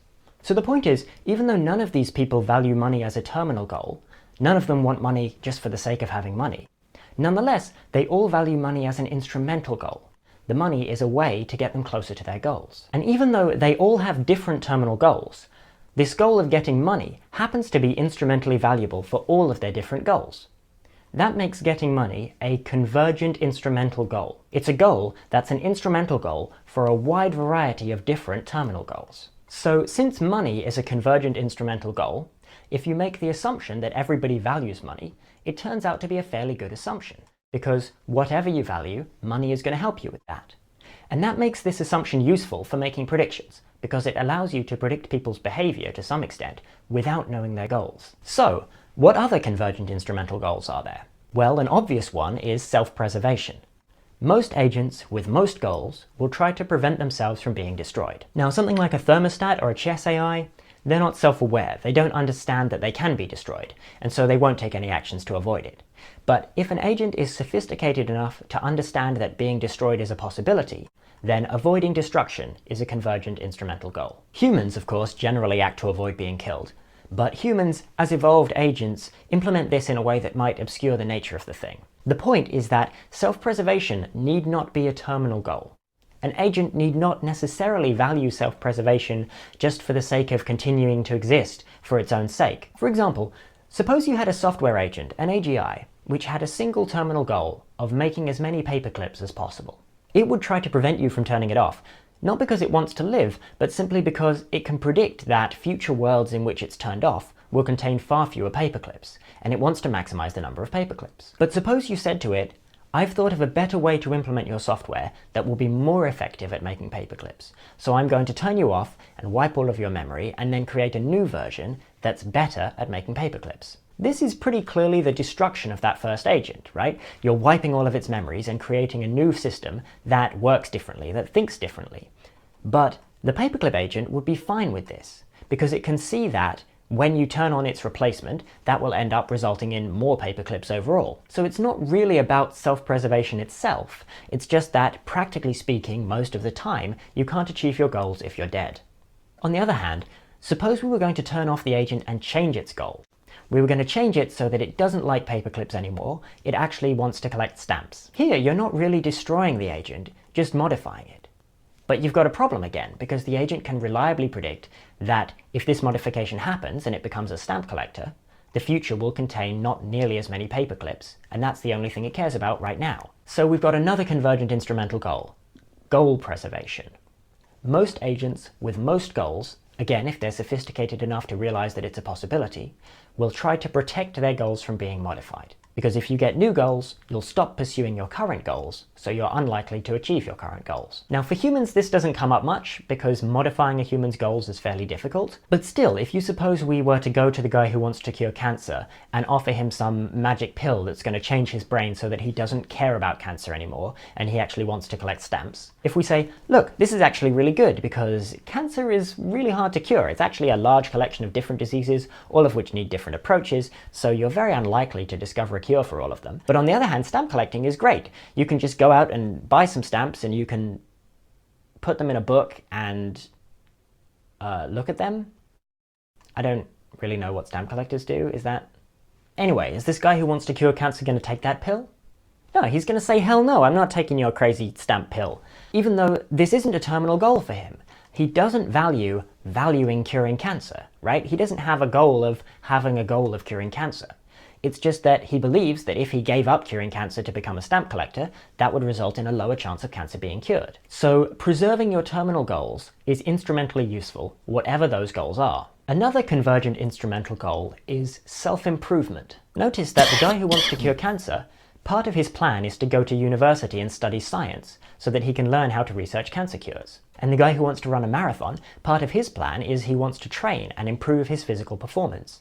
Both of these things are improving yourself, and something like this comes up quite often in human plans. Again, this isn't a terminal goal. The guy who wants to cure cancer doesn't want to get a degree just because he wants a degree. He wants to become a person who's more effective at curing cancer. Now, there's another way of improving yourself which is not really available to human beings, but is available to AI systems, which is directly modifying your mind to improve your own intelligence. You're not just adding information to your mind, you're actually making it more powerful. For example, you might be able to rewrite your code so that it works better or runs faster. Or you might be able to just acquire more computing power. The more computing power you have, the deeper and faster you're able to think, the better you are at making plans, and therefore the better you are at achieving your goal. I can't argue with that statement. Whatever that goal is. So computing power is kind of like money. It's a resource which is just very broadly useful, which means we can expect acquiring that resource to be a convergent instrumental goal. And speaking in the broadest possible terms, almost all plans need resources in the form of matter and energy. If you want to build something, whether that's stamps or paperclips or computing hardware or robots or whatever, you need matter to build it out of, and energy to build it with, and probably energy to run it as well. So we can expect agents with a wide range of goals to I'm a firm believer in better living through chemistry. Try to acquire a lot of resources. So, without really assuming anything about an AGI, other than that it will have goals and act to achieve those goals, we can see that it's likely that it would try to prevent itself from being shut down, try to prevent itself from being modified in important ways that we want to modify it, try to improve itself and its intelligence to become more powerful, and try to acquire a lot of resources. This is the case for almost all terminal goals, so we can expect any generally intelligent software agents that we create to display this kind of behavior, unless we can specifically design them not to.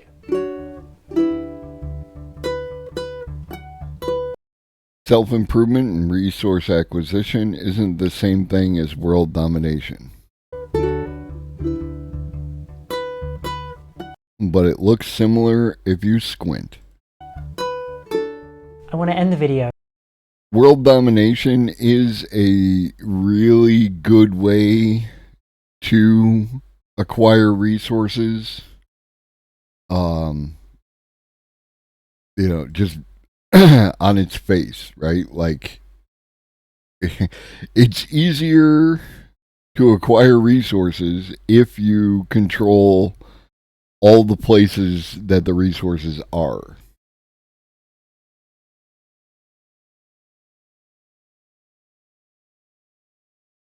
For those of you who don't know,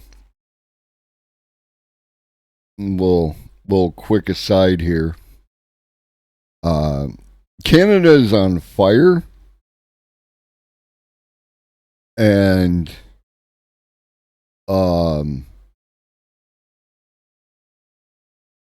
the smoke has reached the United States.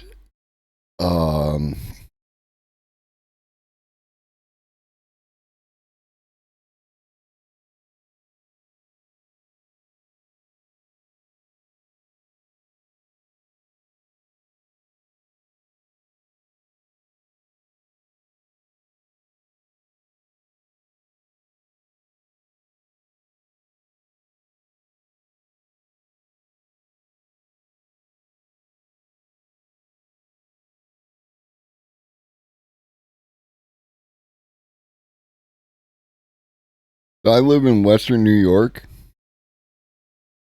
and yeah, no, I've actually already got that kind of thing. And to be honest, like, my house is buttoned up, but it's still like there's ultimately only so much you can do against this, right? Like,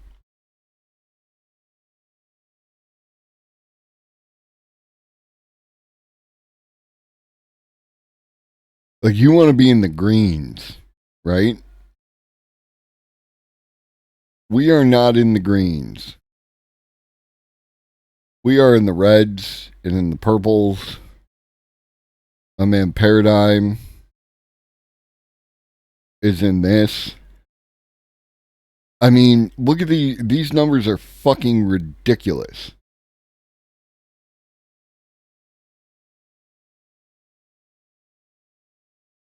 Right? The number 200, okay? 200. Oh, yeah. Like, by all means, especially if you don't have... What up, Lucian? If you don't have, like, central air or something like that contains... Yeah, you got the... I'll put that up in a second. If you don't have central air that contains a filtration system and everything else like that, especially if it's hot, it's like you're suffering in every possible way. Doing the box fan thing can help. Basically, you take furnace filters and you duct tape them to to the front of the fan, and use the fan to blow through and help filter your air. It's not great, it's not HEPA and fancy schmancy, but it's cheap. You know what I mean? Yeah. No, that's the thing, is if you look at this, like, this is what we're talking about. All this crap is from up here. It moved down here. And 200,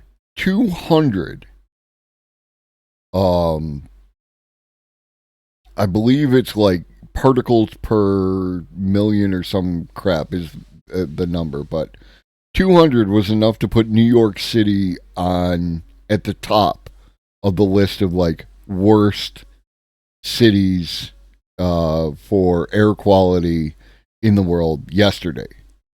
And when I look at this map and I scroll in here, that's 455. That's double. 424. 496.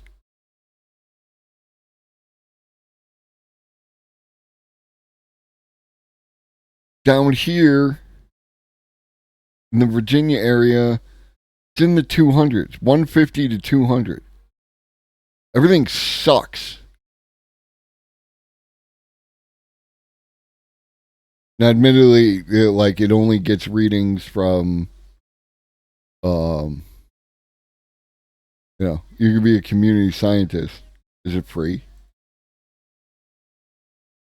Of course not. And I need a power adapter. Why don't you hook me up, bro? But yeah, everything sucks. So, excuse my coughing and, I'm not a happy camper. But I also smoke cigarettes because I'm an asshole. Trump hadn't blocked all the windmills. We could have just been blowing up. Exactly. Let's turn the fans back on and blow them back up to, AI safety does make me emotional. Let me grab...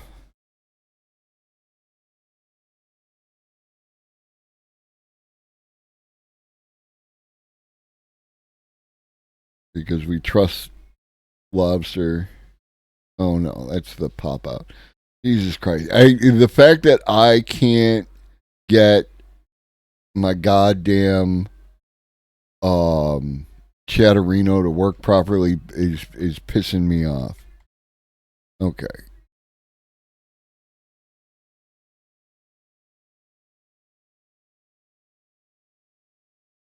So this is what New York City looks at, right now, or recently, not right now, but it could have been recently. And it's like, you got your Diablo 4, but then there's it's literally yellow. This is Paradigm would say it. He was referred to it as the Mexico lens.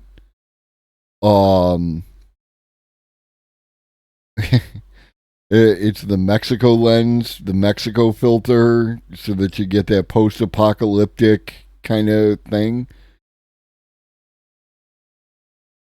And this is... I posted it on... What up, Lord Lock? I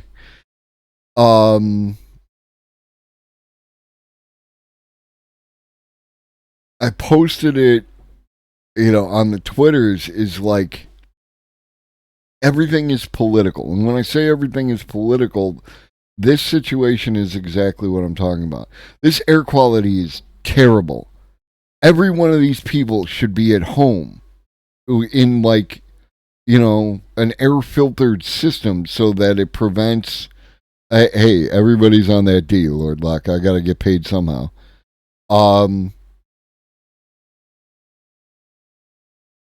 These people should be at home, but they got to go to work. So they have to go out and they have to breathe this shit in. And yeah, Lord Lock, I'm pansexual and shit. Did you not pick up the vibes? People got to go out in this shit. And they're going to experience health conditions, and they may or may not have health insurance. And you can pretend that people are being political about, like, why you gotta bring politics in it? It's because everything's fucking political, bro. Every goddamn thing. Everything about the way you live, the things you know, the way that you express yourself, the things that you can do, every fucking thing is political.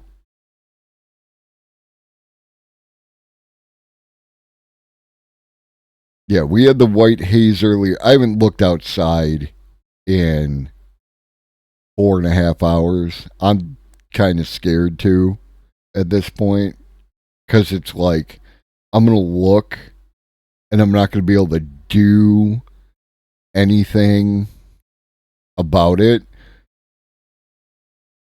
And it's just like, what up, Grumpy?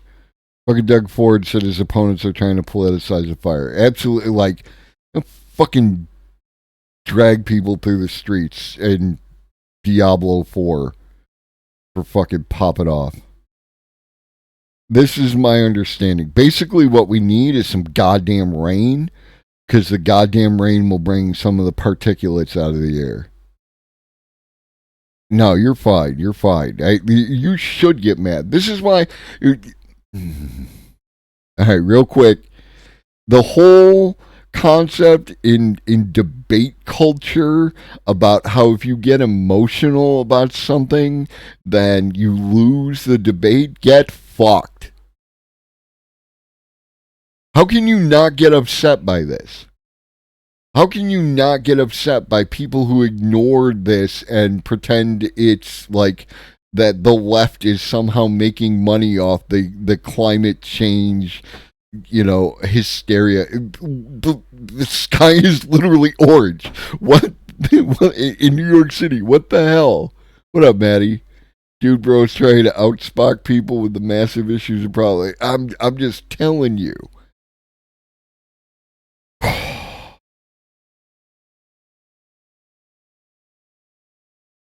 Like, my viewership just like quadrupled when I started talking about the goddamn air. Nobody cares about fucking AI safety. Everybody cares about the goddamn air. It does look like Blade Runner. This is why I'm screaming. Oh.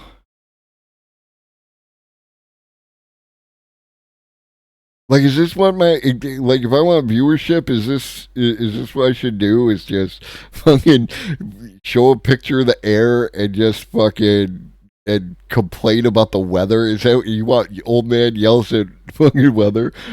Drop down, Tatiana.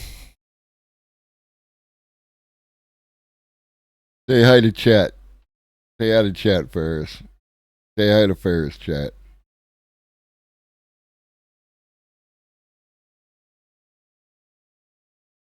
So yeah, life outside is hell for an unfortunate majority of the country, and we're gonna look at like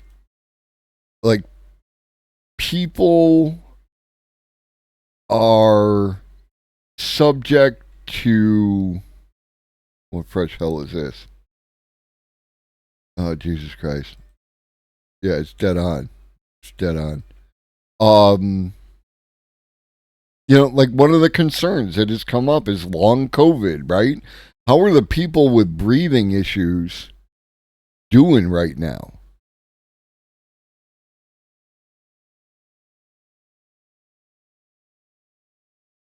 Right? Hold on.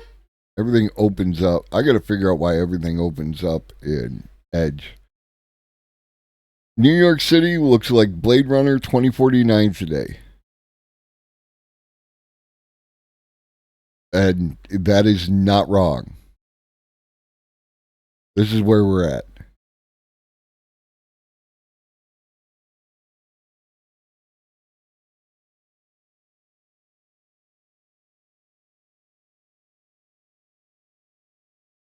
If I'm gonna get the Blade Runner thing, can I at least have the goddamn AI and the intelligent robots and stuff like that? Like, all right. Well, since I got you all here, let's get back to learning stuff. Hi.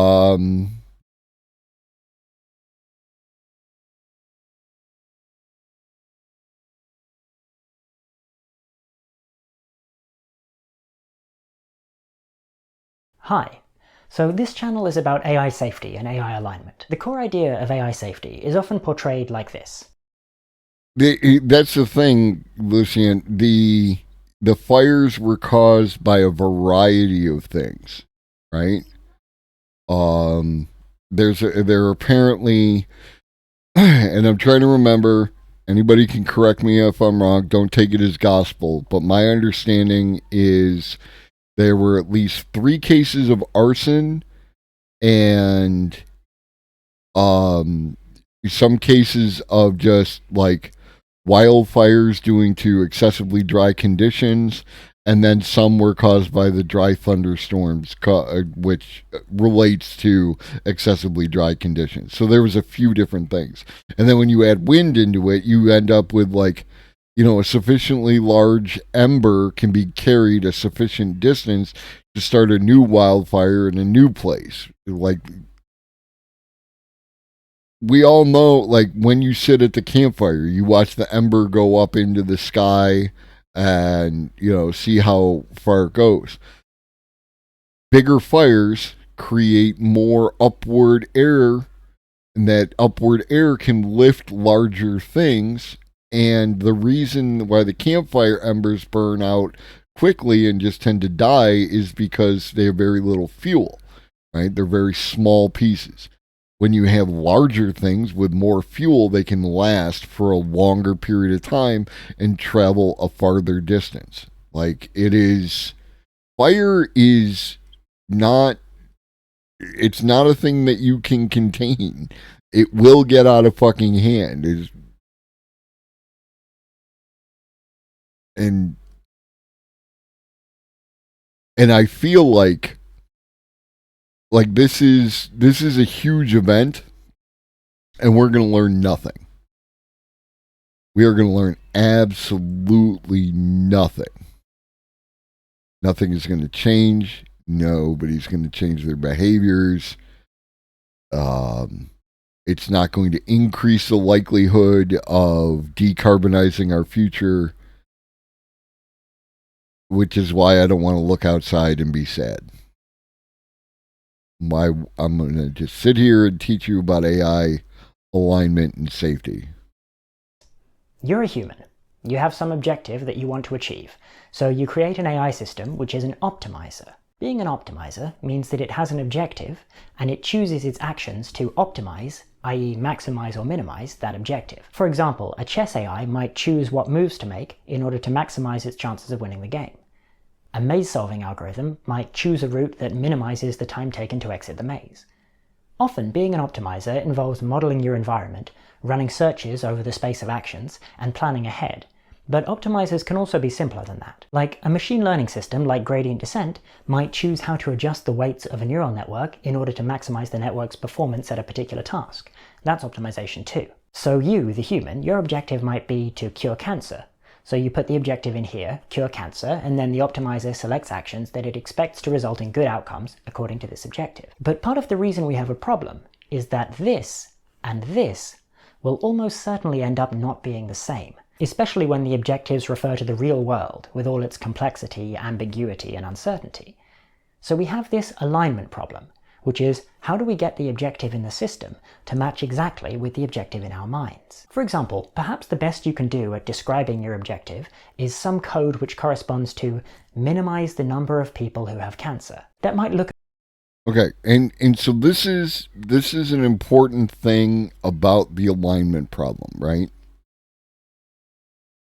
You have these nebulous ideas of human values, right? That generally benefit humanity as a whole. You might remember I asked ChatGPT to give me its top 10 list. I agreed with the top 10 list, and so we can make this list of human values. But the human value as we think it in our monkey brains how do you then not only change that into words, right? Bad way to phrase that? Which part? Feel free to correct me. I am open to being corrected if you have a better way to say that. So you have this idea of what you want to value. You have to translate it into some written form that can be translated into a coded form. Oh, reduce the number of people, 100%. What's the easiest way to reduce the number of people who have cancer? You know, it's not a good answer. It's a bad answer, right? Talked about this on Monday. It's like, what's the easiest way for the cleaning robot to keep the bathroom clean? Is to, the nice answer is to lock the door and not let anybody use the bathroom, and the other one is to destroy humanity, because then no one will use the bathroom.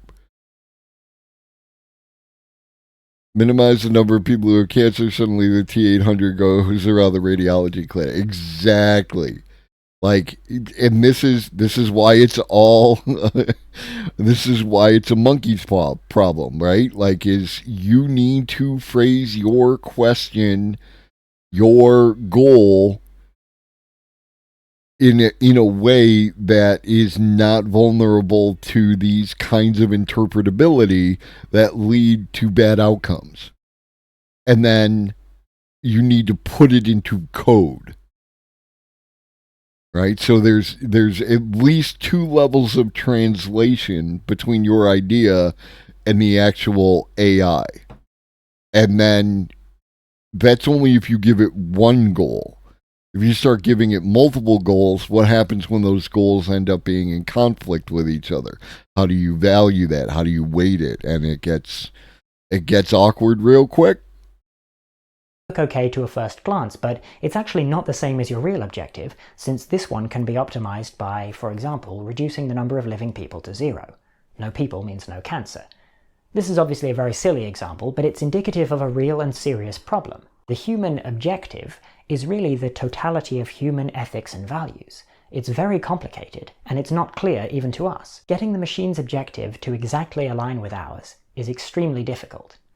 And it's a big problem because if the AI system is trying to optimize an objective that's different from ours, if it's misaligned, even slightly, then the human and the AI system are in conflict. They're trying to achieve 2 different things. What up, Kavas Residue? Cancer patients depleted, mission status impossible, inventing. That is also. That is like. If the AI had a goal of curing cancer and it was aligned in a way with our desired way to cure cancer, once it ran out of cancer patients,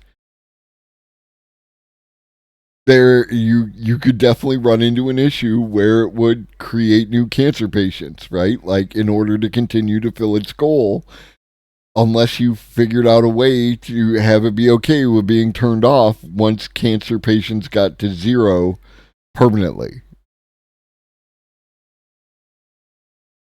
This is why AI safety is difficult.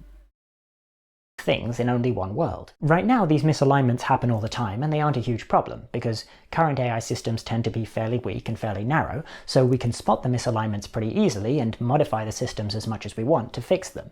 But the more general and the more capable the system is, the bigger an issue this becomes. Also, what up, Big Lou? I saw you. I didn't give you a what's up, so what's up? That's your what's up.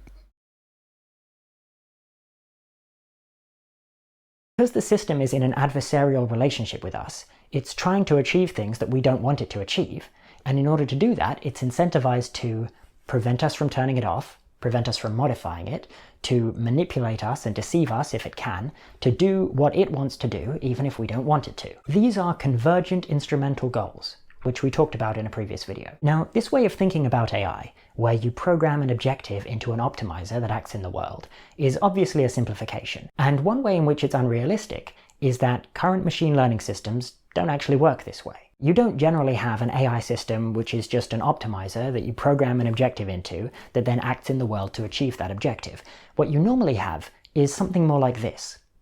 This first optimizer that you program the objective into, it's not some kind of capable general-purpose real-world optimizer, it's just something like stochastic gradient descent. The optimizer adjusts the model's parameters, it adjusts the network's weights, until the actions of the model do well according to the objective. So what happens if we update our understanding to this more realistic one? I'm sorry, did you just say we're going to give an objective to an optimizer that acts in the real world? No, I said we're going to give an objective to an optimizer that optimizes a model that acts in the real world. Oh. That's much worse.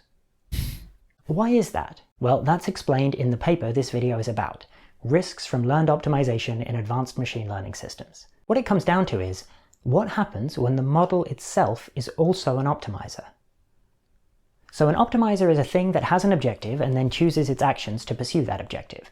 There are lots of programs that do that, and there's no reason why the learned model, this neural network or whatever, could not also implement that kind of algorithm, could not itself be an optimizer. There's an interesting comparison here with evolution, because the gradient descent process is similar to evolution in a way, right? They're both hill climbing optimization processes. They both optimize something by repeatedly evaluating its performance and making small tweaks. Evolution usually produces these quite cognitively simple systems that just use heuristics which are set by evolution. Think about something like a plant. It has a few heuristics that it uses to decide which direction to grow or where to put its roots out or when to open its buds or whatever. The decisions it makes are all just following simple rules designed by evolution. Real quick.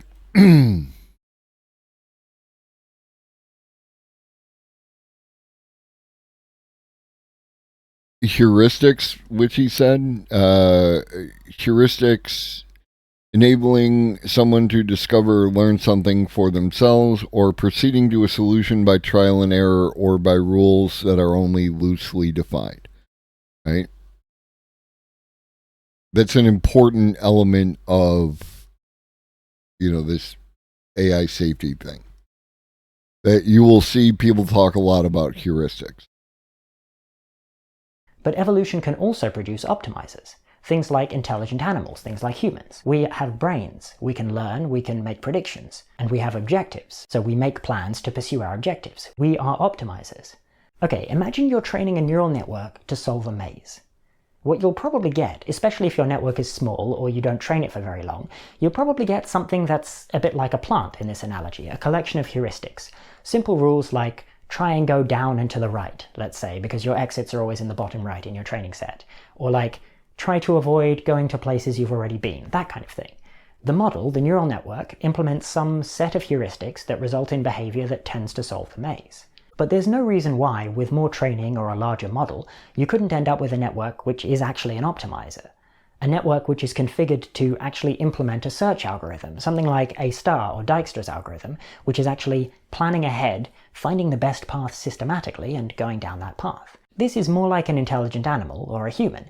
It doesn't just implement heuristics, it plans, it searches, it optimizes. And this is certainly possible because neural networks are able to approximate arbitrary functions. That's proven. We know that evolution is able to eventually find configurations of DNA that result in brains that optimize, and we would expect gradient descent to be able to find configurations of network weights that are doing the same kind of thing. And of course, gradient descent would want to do that because optimizers perform really, really well, right? Something which is actually modeling its environment and planning ahead and, thinking, for want of a better word, that's doing search over its action space, is going to outperform something that's just following simple heuristics. Animals have a lot of advantages over plants, not least of which being that we're more adaptable. We can learn complex behaviors that allow us to do well across a wide range. So, for those of you just listening, on the left, animals, drought, and guess I'll have to follow the oldest member of the herd to a water source 50 miles away that she remembers from 40 years ago. Plants, drought, guess I'll die. Range of environments. So, especially when the task we're training for is complex and varied, gradient descent is going to want to produce optimizers if possible. And this is a problem because when your model is also an optimizer, it has its own objective. Right? You see what's happened here. You have an alignment problem. You try to apply the standard approach of machine learning. Now you have two alignment problems. You've got the problem of making sure that your human objective ends up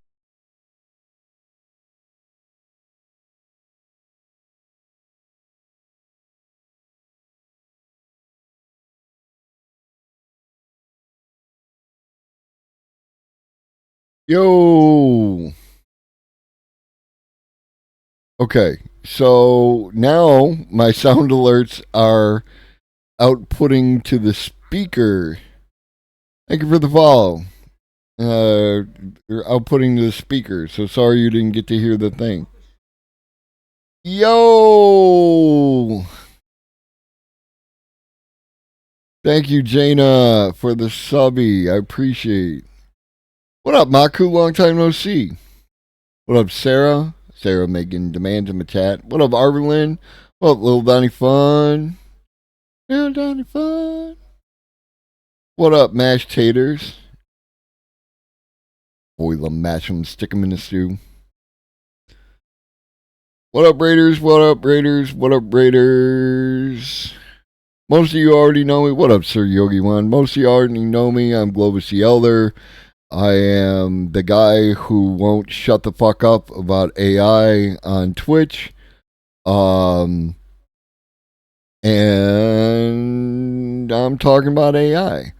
I also talk about, if you don't know me, I talk about AI, automation, robots, all that kind of good stuff. This week we're talking about AI safety, and it is important. It is absolutely important for you to understand what AI safety is, at least enough that you can have a conversation. What up, Three Ghost? So that you can have a conversation, so that you can put people into that mindset. AI is coming. AI, general intelligence, is coming.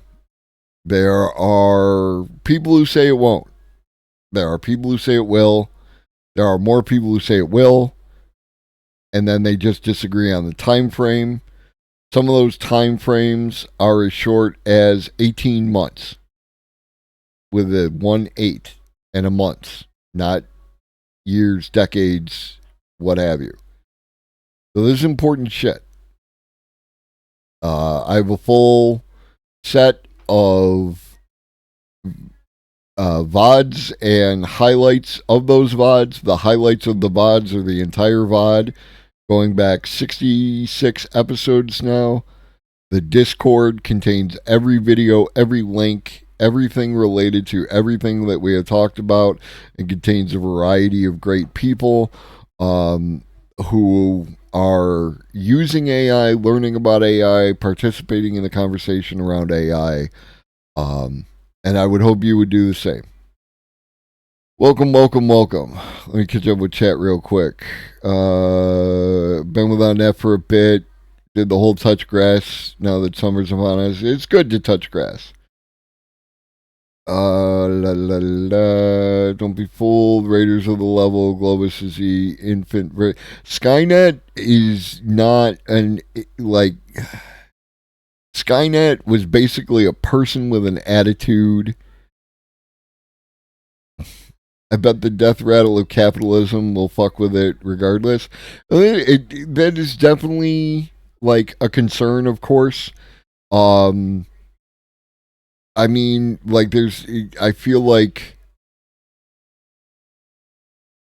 I don't feel like, I know that there's a lot of problems that we need to address in meat space before we reach an AGI, and I also know that we probably won't, but I also feel that the inevitability of AGI is going to create the biggest disruption that capitalism has ever seen, and has the potential to actually get something that is a better form of resource distribution. I just realized there was a cat. Oh yeah, Ferris. Say hi to the Raiders, Ferris. Ferris, pop your little head up. Say hi to the Raiders, Ferris.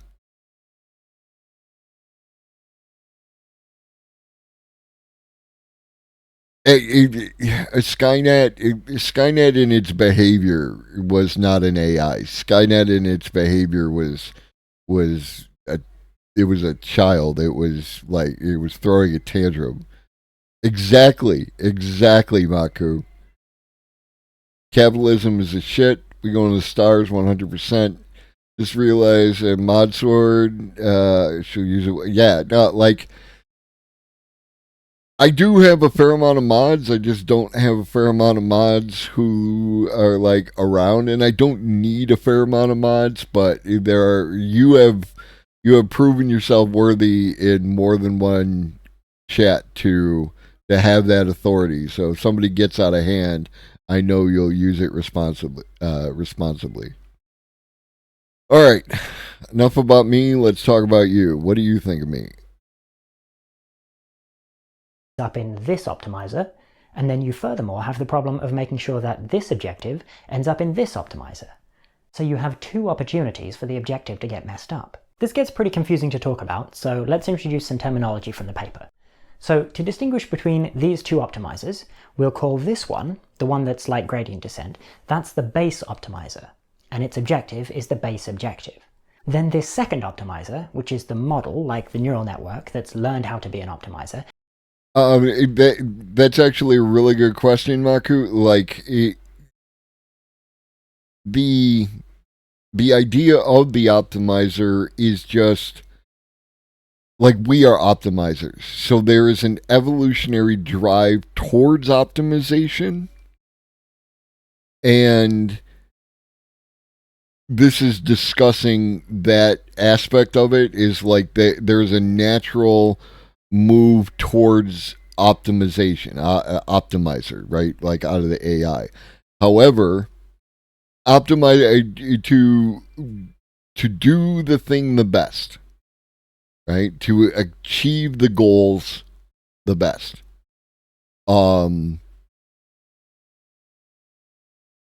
Later on, we will get into options that are not optimizers, which may be better routes for AI safety.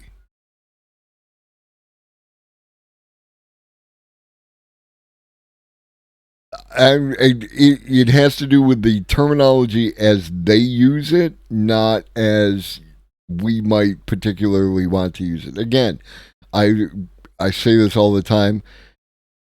Human language has a real difficult problem talking about AI and how it will act, right? Like, our language is insufficient. We want to say things like want because we anthropomorphize things, but AI doesn't want. AI has goals. It doesn't want to do anything. But what word do you use if something is attempting to achieve its goals? Especially when communicating to people who don't want to talk about AI safety or know anything about AI or anything else. They just want to, what's the TLDR on this?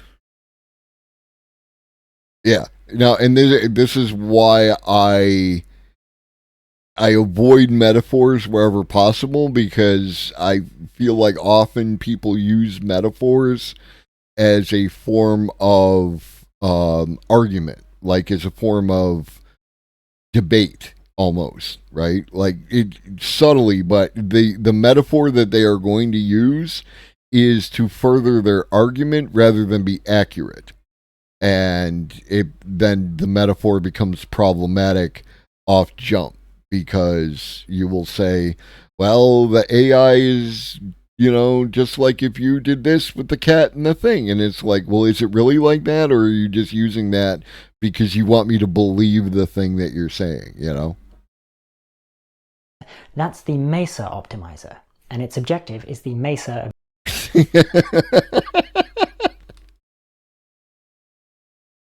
Did you read my mind? Because I caught the tail end of it in Zach's stream this morning, and like, I have gone out of my way to not attack Conover.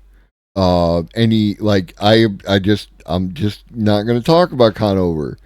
And his positions, that he says on AI and everything else. because I support the writers and I want them to do the contract, and I want them, I'm a union man. My father was part of the postal union. I fully support the union.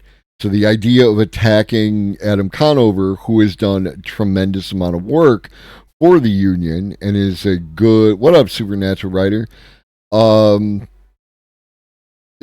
Like, he's a force for good, and I avoid attacking forces for good. And my man just keeps poking the goddamn bear, and it's like, you're gonna make me.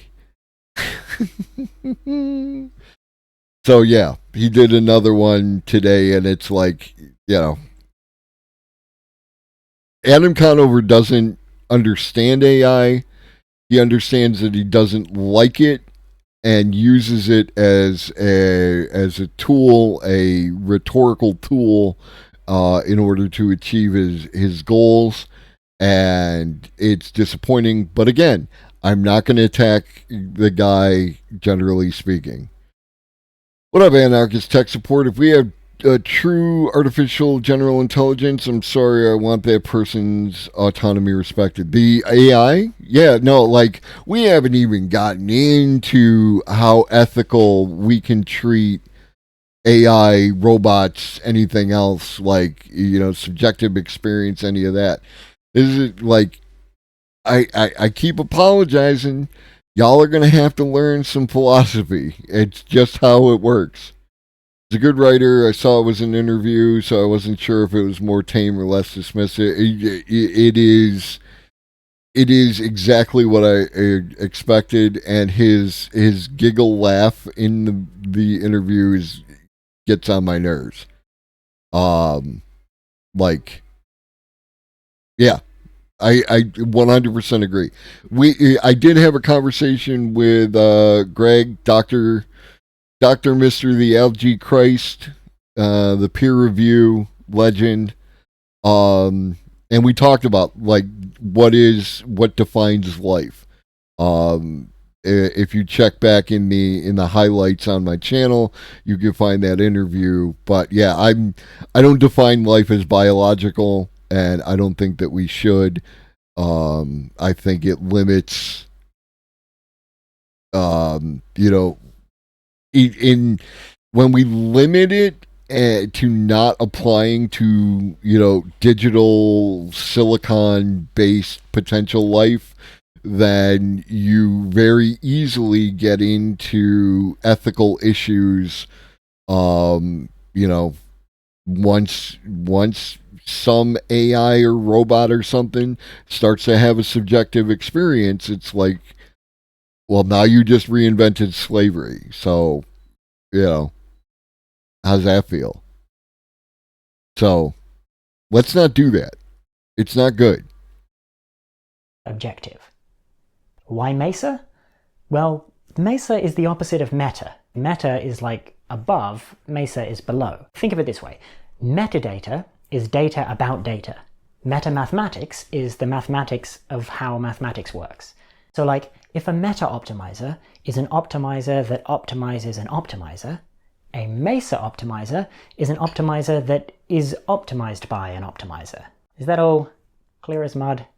Okay, good. Whatever. This is a Mesa optimizer, okay? Its objective is the Mesa objective. So the alignment problem is about making sure that whatever objective ends up determining... Is that contained either... I don't think it's in the episode where I talked to Greg. It might be in the early part of that episode. It might be the episode before. But we talked about fungies and like slime molds. There's actually a branch of research that does slime molds as potentially being able to build computers, circuitry, things of that nature. There is a scientist who has demonstrated, that fungus has a language. It's a little, but I'm not willing to discount it because like the way that fungi function in the world and the way that they have like a sympathetic relationship with like trees and the tree network and the forest, and it's complex and it's very anthropocentric to just assume that these things don't have a more, let's say, a more developed existence than we give them credit for just because they don't have a mouth and talk about Fortnite. You know what I mean? Like, we got to be careful. We got to be just really, really careful. And we're not good at being careful.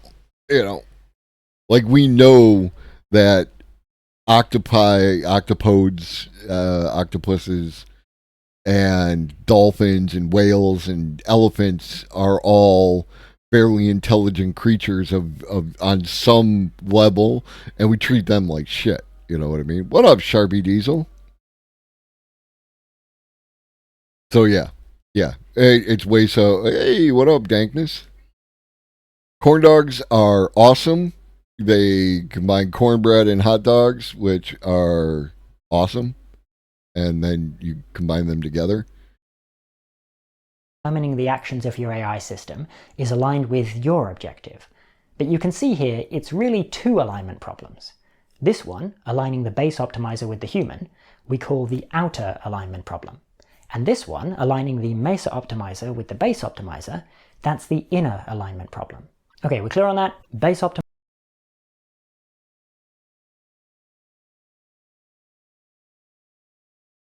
Jasper Reed, what up? Sorry, my alerts are routing through my speakers as opposed to through OBS for some reason. They weren't working, and then they worked fine on Monday, and now they're not working. But welcome, Raiders. What up, Pure Skill? What up, Boiled Peanut? Make sure y'all click the link. Let me do the shout outs real quick. Levelhead still here? Yeah. Shout out Levelhead for the first raid.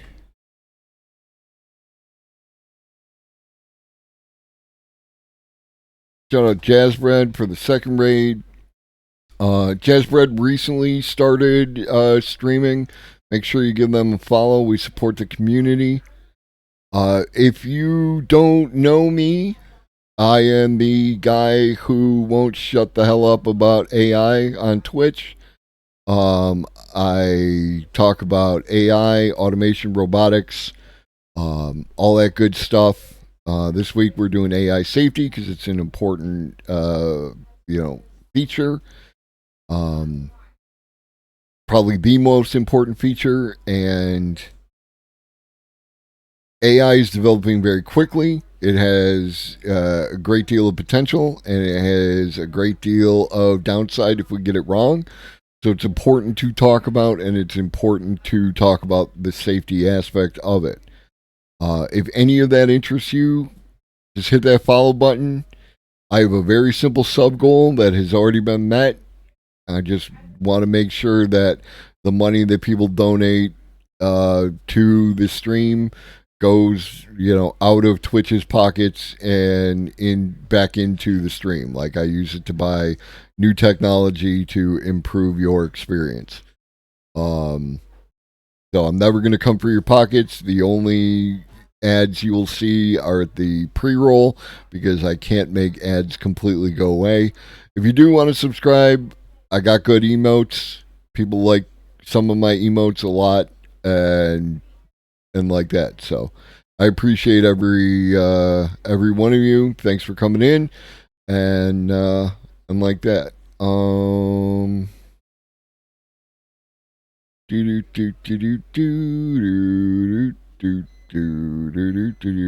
Take care, Lord Lock.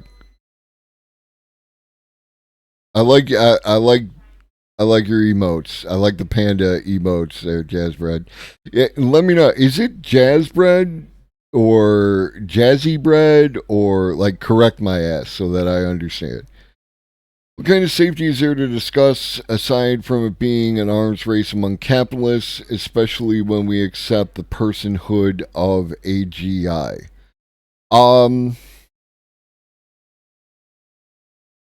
The alternative to not discussing AI safety and not attempting to make our voices heard is to just kind of throw our hands up and hope for the best. And throwing up your hands and hoping for the best has never worked, which is less utility than at least being knowledgeable on the subject and being able to talk about stuff and possibly being able to motivate other people to like have some kind of influence. I understand the task is daunting. I agree. I'm a huge fan of the open source aspect of it. To a point, I don't want everyone to build their own artificial general intelligence unless they are, steeped in the safety and responsible. If they otherwise, like, some AI that some dude builds in his garage ends up being the one that, kind of takes it all down. But as far as like an AI assistant and things like that, some narrow AIs or like some purpose built AIs, I'm a huge fan of open source. I think it is one of our best tools that we have.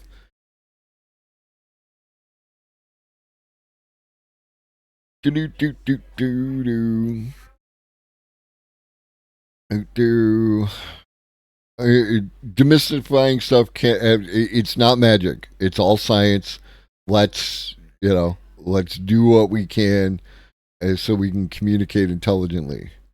Whatever Jazzbread, then Jazzbread it is. It's whatever you like, as far as I'm concerned, because that's what self-determination is about. And I believe in self-determination. So, but if you're good with Jazzbread, then Jazzbread it is. Optimizer, Mesa Optimizer, outer alignment, inner alignment. Cool. So how does this inner alignment problem play out? There's this common abstraction that people use when training machine learning systems, which is that the system is trying to And real quick, if you have any questions, do not hesitate to ask. If you don't want to ask in chat, you can join the Discord, where every video, every link, everything ever is contained within. And I have all the VODs and have highlighted all the VODs for all 66 episodes that I've done. So I have that information. But if you have a question and you don't feel like asking it in chat, you don't want to be put on the spot, you can hit me up directly in Discord. I'm also on Twitter. You can hit me up there. Like, my goal is to educate you, to free the knowledge, to make it so that this stuff is comfortable for you and you can understand what's going on. And I will help. And also that you should be using these AI tools to maximize what you can under capitalism so that you make it through to the other side. Because people who know how to use AI are going to be able to continue longer within the current paradigm than people who don't want to use AI. They will get replaced. I hope on the other side of this, my goal is that we have that whole, socialist utopia with AI robots doing all the work we don't want to do, and the humans doing all the stuff that we do want to do. That is what I would love to see as the pinnacle of all this. And we can't get there if something happens to you in between here and there. So be about it. Fully automated, luxury, gay space communism. Let's fucking go. Optimize the objective that it's trained on. That's usually a good enough abstraction. but it's not strictly true. You're not really selecting models that want to do X. You're selecting models that, in practice, actually do X in the training environment. One way that can happen is by the model wanting to do X, but there are other possibilities. And actually, those other possibilities are kind of the default situation. If you look at evolution again, the objective that it's optimizing for, if you think of it as an optimizer, is something like make as many copies of your DNA as possible. But that's not what animals are trying to do. That's not what they care about.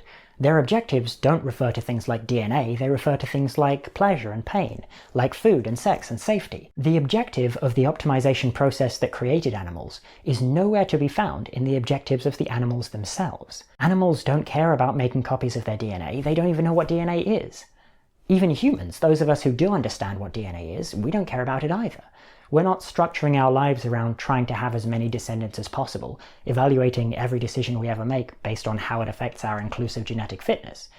We don't actually care about the objective of the optimization process that created us. We are MESA optimizers, and we pursue our MESA objectives without caring about the base objective. We achieve evolution's objective to the extent that we do, not because we care about it and we're pursuing it, but because pursuing our own objectives tends to also achieve evolution's objective, at least in the environment in which we evolved. But if our objectives disagree with evolution's, we go with our own every time. The same is true of trained machine learning models that are optimizers. They achieve the base objective we give them to the extent that they do, not because they're pursuing the base objective, but because pursuing their own MESA objectives tends to achieve the base objective, at least in the environment in which they were trained. But if their MESA objectives disagree with the base objective, they'll go with their own every time. Why would that actually happen, though? When would the two objectives disagree? Well, one reason is distributional shift, which we talked about in an earlier video. Distributional shift is what happens when the environment that the agent is in is different in an important way from the environment that it was trained in. Like going back to our maze example, say you're training a neural net to solve a maze, and your training examples look like this. You have a whole bunch of these different mazes. The objective is to get to the end of the maze. There are also apples in the maze, but they're just for decoration. The objective is just to get to the exit, this green symbol in the bottom right. So you train your system on these mazes, and then you deploy it in the real world, and the real maze looks like this. So you have here some distributional shift. Various things have changed between training and deployment. Everything is different colors, it's a bigger maze, there's more stuff going on. So 3 different things could happen here. The first thing, the thing we hope is going to happen, is that the system just generalizes. It's able to figure out, oh, okay, these are apples, I recognize these, I know they don't matter. I can tell that this is the exit, so that's where I'm going. It's a bigger maze, but I've developed a good way of figuring out how to get through mazes during my training process, so I can do it. And it just makes it through the maze and everything's good. That's one possibility. I use the left-hand wall technique. I follow the left-hand wall, whether it's in a video game or on, paper maze, what have you. But yeah, going from the beginning to from the end to the beginning, that is totally that actually makes a certain amount of sense off jump. Because you started from where you want to end up. And your options are limited in that regard. Yeah, I like it. Another possibility is that it could completely fail to generalize. This is the kind of thing that's more likely to happen if you have something that's just a collection of heuristics rather than a MESA optimizer. It might just freak out, like, everything is different, I don't recognize anything, this maze is too big, what do I do? It might completely lose the ability to even, and just flail around and do nothing of any consequence. But there's a third possibility, which is more likely if it's an optimizer. It might have developed competent maze-solving abilities, but with the wrong objective. So here, in our training environment, our base objective is to get to the exit. But suppose we have a competent MESA optimizer. It's learned how to get wherever it wants in the maze, and its MESA objective is go to the green thing. In the training environment, the exit is always green. I've talked about this on a bunch of occasions. I'm glad that this is in this video. There are details of your model during training that are not prevalent in your mind, right? Like, you might think that the exit being green is just a non-factor, but when you train it, it trains to go to the green thing. It doesn't go to the exit, it goes to the green thing. So while you can do numerous trainings, hey Ferris, while you can do numerous trainings that get you the results that you want, there could be a feature there that you're not aware of, which is why training it in different fashions is going to get you a better outcome. You know, change the color of the things in the maze to get so that you don't run into those kind of issues. And anything green is always the exit. So the behavior of the Mesa Optimizer that's trying to go for the green thing is absolutely identical to the behavior of a Mesa Optimizer that's trying to go to the exit. There's no way for gradient descent to distinguish between them. But then when you deploy the thing, what it does is it goes to the apples and ignores the exit, because the exit is now grey and the apples now happen to be green. This is pretty concerning. I mean, obviously in this example it doesn't matter, but in principle this is very concerning because you have a system which is very capable at getting what it wants, but it's learned to want the wrong thing. And this can happen even if your base objective is perfect, right? Even if we manage to perfectly specify what we want and encode it into the base objective. Because of the structure of the training data and how that's different from the deployment distribution of data, the Mesa Optimizer learned the wrong objective and was badly misaligned, even though we gave the AI system the correct objective. We solved the outer alignment problem, but we got screwed by the inner alignment problem. Now this is in a sense not really a new problem. As I said, this is basically just the problem of distributional shift, which I talked about in a previous video. When there's a difference between the training distribution and the deployment distribution, AI systems can have problems.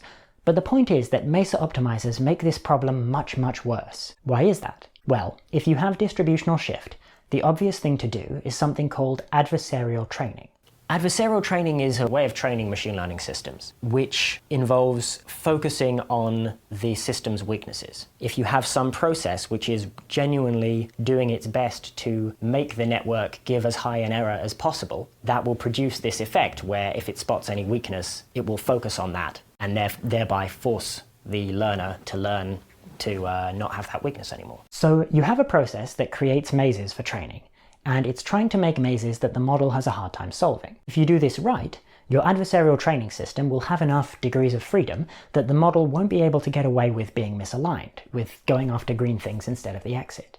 Because at some point, the adversarial training system would try generating mazes that have green apples or green walls or whatever, and the model would then pursue its Mesa objective, go for the green things instead of the exit, get a poor score on the base objective, and then gradient descent would tweak the model to improve its base objective performance, which is likely to involve tweaking the Mesa objective to be better aligned with the base objective. If you do this for long enough, and you have a good enough adversarial training process, eventually the model is going to do very well at the base objective across the whole range of possible environments. In order to do that, the model must have acquired really good understanding of the base objective. Problem solved, right? Well, no. The model understands the base objective, but that doesn't mean that it has adopted the base objective as its own. Suppose we have an advanced AI system in training. It's a Mesa Optimizer being trained on a large, rich dataset, something like GPT-3's training dataset, a giant pile of internet data. There are two different ways it can get information about the base objective. One is through gradient descent. That means it keeps doing things, just following its Mesa objective, trying different things, and then after each episode, gradient descent modifies it a little bit, and that modifies its objective until eventually the Mesa objective comes to exactly represent the base objective. But another thing that could happen, since it's being trained on a very rich dataset, is it could use its training data. It can get information from the dataset about what the base objective is. Let's suppose again that we've somehow solved the outer alignment problem.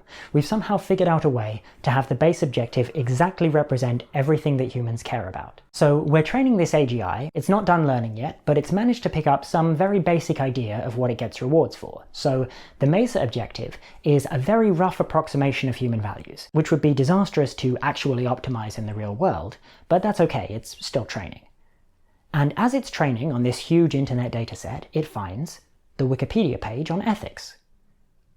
So the system thinks, to anthropomorphize horribly, this looks actually very similar to the objective, but with a lot more detail. Maybe I can use this. And this is exactly the kind of thing that gradient descent would want to do, because The system is already acquiring an understanding of the world. It's already building a world model for the purpose of its capabilities. So it already has a sense of what human values are just by observing the data and learning about the world. And so all gradient descent has to do is modify the MESA objective to point to that existing understanding. Just have a pointer to that part of the world model. That's way more efficient. Rather than waiting for the agent to try doing things that go against human values, tweaking it, running it again, waiting for another mistake, tweaking it again, and so on, until you've pinned down the whole of human values, instead you just tweak the MESA objective to point at the system's existing understanding of the base objective. This is already how evolution tends to do this kind of thing.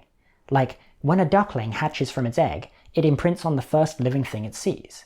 Evolution could specify in detail everything about what constitutes a mother duck, and encode that all into the duckling's brain genetically so it knows what its mother is when it hatches, but it's much simpler to just say, look, the first thing you see is your mother.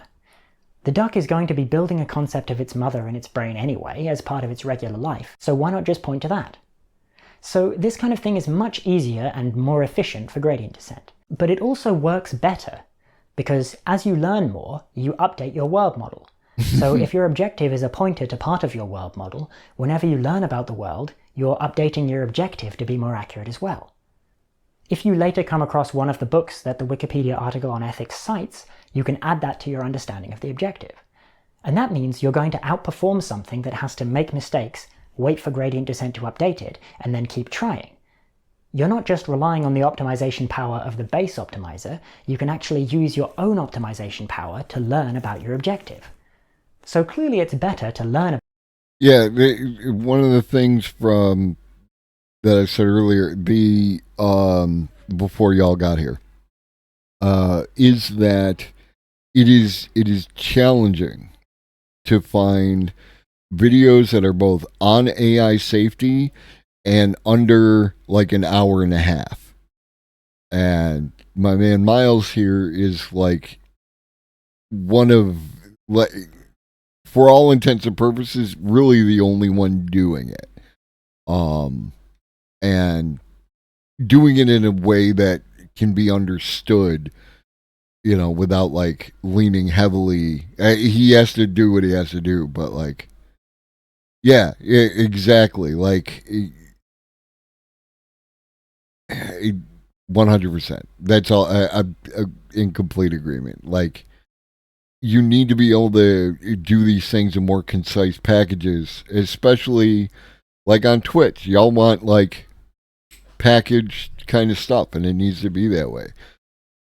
When there's longer videos, like this is 20 minutes, right? Like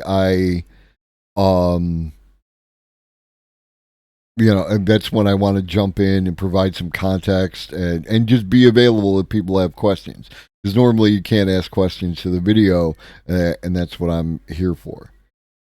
Yeah, absolutely. Like, biases are, and this is why I preach media literacy and healthy skepticism. Like, understand that most of the people who are going to be talking about AI, especially in the realm of development and deployment and everything else, are going to be coming from, you know, they're going to be like, you know, from the capitalist point of view. They are going to be trying to maximize money. They are going to optimize for cash.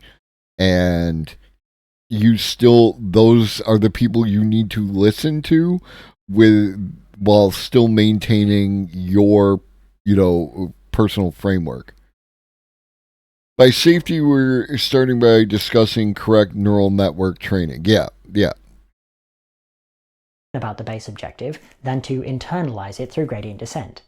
But there's actually two different ways that this could be implemented. One is that it could be implemented what the paper calls corrigibly, which is the right way, where the MESA objective has a pointer that points to part of the world model, and it just wants to pursue that as a terminal goal. But the other way that this could happen is, it could happen deceptively, where the MESA objective is different from the base objective, but the MESA optimizer pursues the base objective anyway. See, all we know is that by the end of the adversarial training process, the MESA optimizer is pursuing the base objective.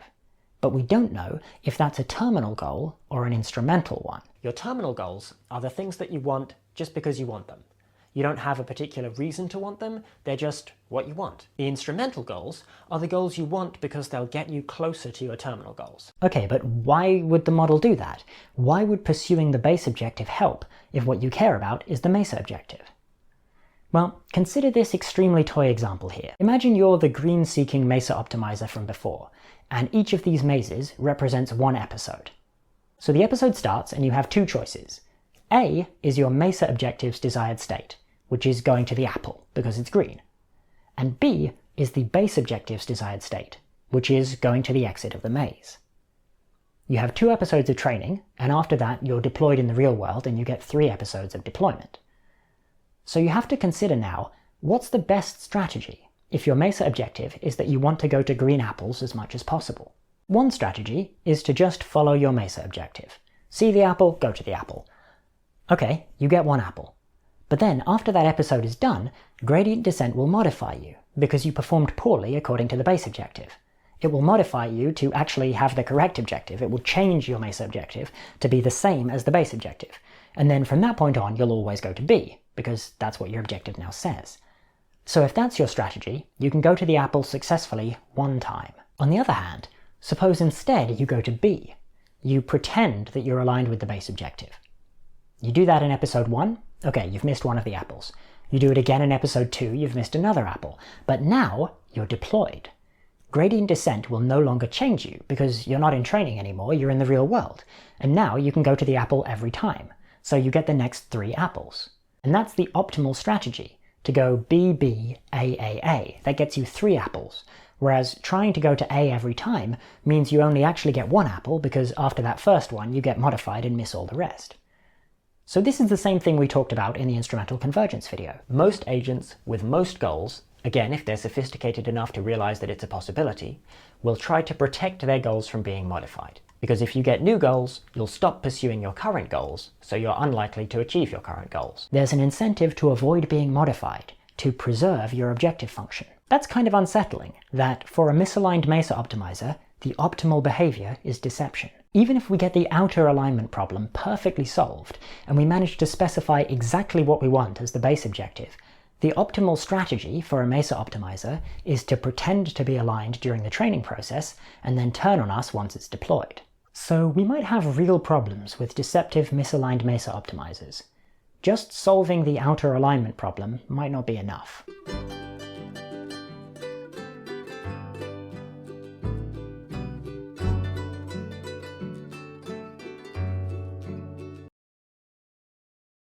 Any questions?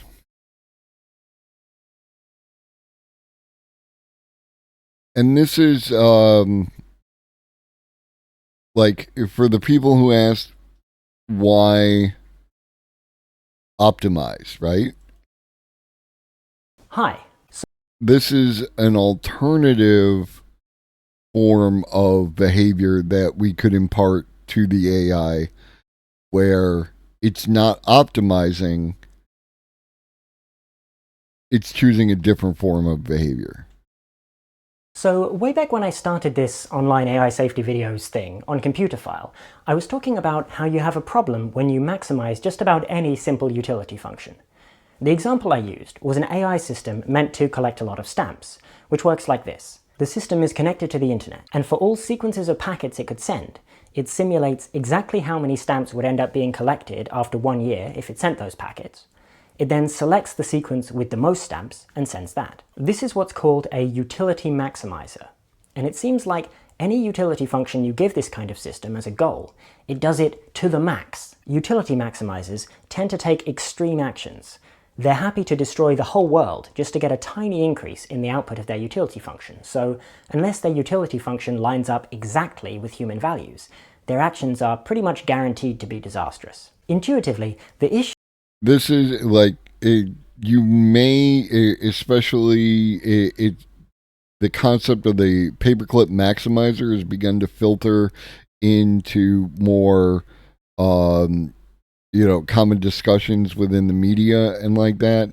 This is what the paperclip maximizer, would do. It's like the idea that it would convert every available, everything that it can reach into systems that support the maximum number of paperclips, including people, right? Like this is where that idea leads to. And like, you know, some people hand wave that, and you shouldn't, because once you turn the AGI on, if it's wrong, that's 100% correct, right? Like, there was a discussion we watched on a previous episode about Moloch, like the name applied to a bunch of significantly complex systems. Hold on. Acting in concert without like any intent, right? And in that, they talked about how a corporation under the current model of capitalism behaves as a paperclip maximizer. Instead of paperclips, it's dollars. If your goal of your company is to maximize dollars, you are fundamentally misaligned with human values. This is what the science says, and I'm sorry about your feelings. That's just how that works. The issue is that utility maximizers have precisely zero chill. To anthropomorphize horribly, they seem to have a frantic, obsessive, maniacal attitude. We find ourselves wanting to say, look, could you just dial it back a little? Could you just relax? Just a bit. So suppose we want a lot of stamps, but like not that many.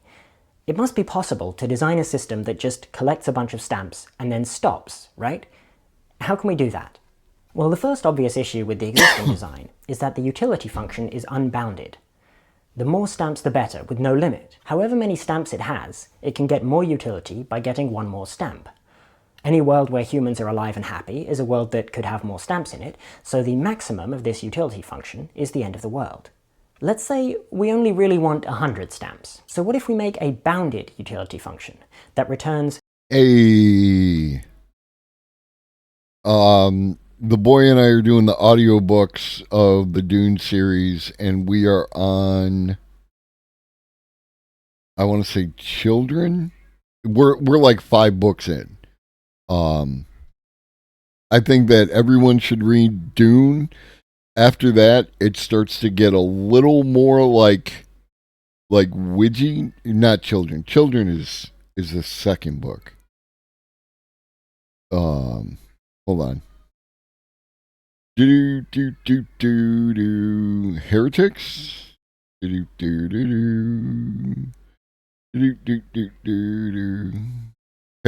Heretics of Dune is the one. Well, there's book order, and then there is like the order that they happen in, and then the order that they came out in. I think, I don't know. The point is, we're on Heretics. That's where we're at. And like that. Yeah, no, like Dune is a hefty ass book. It's huge. It's thick. It's good for killing bugs and for reading. And again, if you're into books, like it's almost like required reading. It's really good theory, right? Like we need more theory that is told with a narrative rather than dry. And I think that more people would consume it. The Nazi maximizer will eventually manufacture Nazis to be able to kill them. Like this is an unfortunate possibility, like with the cancer eradication maximizer.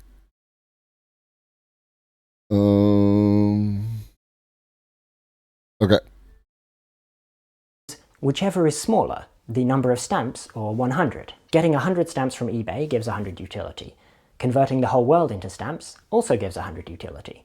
This function is totally indifferent between all outcomes that contain more than 100 stamps. So what does a maximizer of this utility function actually do? Now the system's behavior is no longer really specified.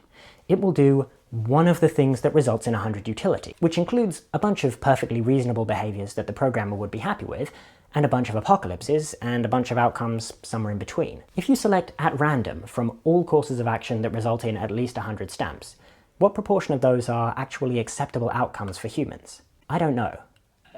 Probably not enough. This is still a step up though, because the previous utility function was guaranteed to kill everyone, and this new one has at least some probability of doing the right thing. But actually, of course, this utility maximizer concept is too unrealistic, even in the realm of talking about hypothetical agents in the abstract. In the thought experiment, our stamp collector system is able to know with certainty exactly how many stamps any particular course of action will result in. But you just can't simulate the world that accurately. It's more than just computationally intractable, it's probably not even allowed by physics. Pure utility maximization is only available for very simple problems where everything is deterministic and fully known. If there's any uncertainty, you have to do expected utility maximizing. This is pretty straightforwardly how you'd expect to apply uncertainty to this situation. The expected utility of a choice is the utility you'd expect to get from it on average. So like, suppose there's a button that flips a coin, and if it's tails you get 50 stamps, and if it's heads you get 150 stamps. In expectation, this results in 100 stamps, right? It never actually returns 100, but on average that's what you get. That's the expected number of stamps. To get the expected utility,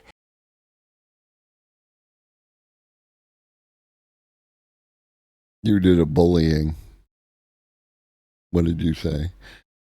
At a night with no calls yesterday, read 250 pages on shift and finally knocked the sucker out. And by the way, apparently Brian Herbert suffered from wonderfully entertaining delusions. In the intro to Messiah, and the copy I have, he said, without irony, that if Frank Herbert had been a politician, he would have been one of our greatest presidents. Like, again, humans are fallible and weird, and generally lovely weird, but my man has some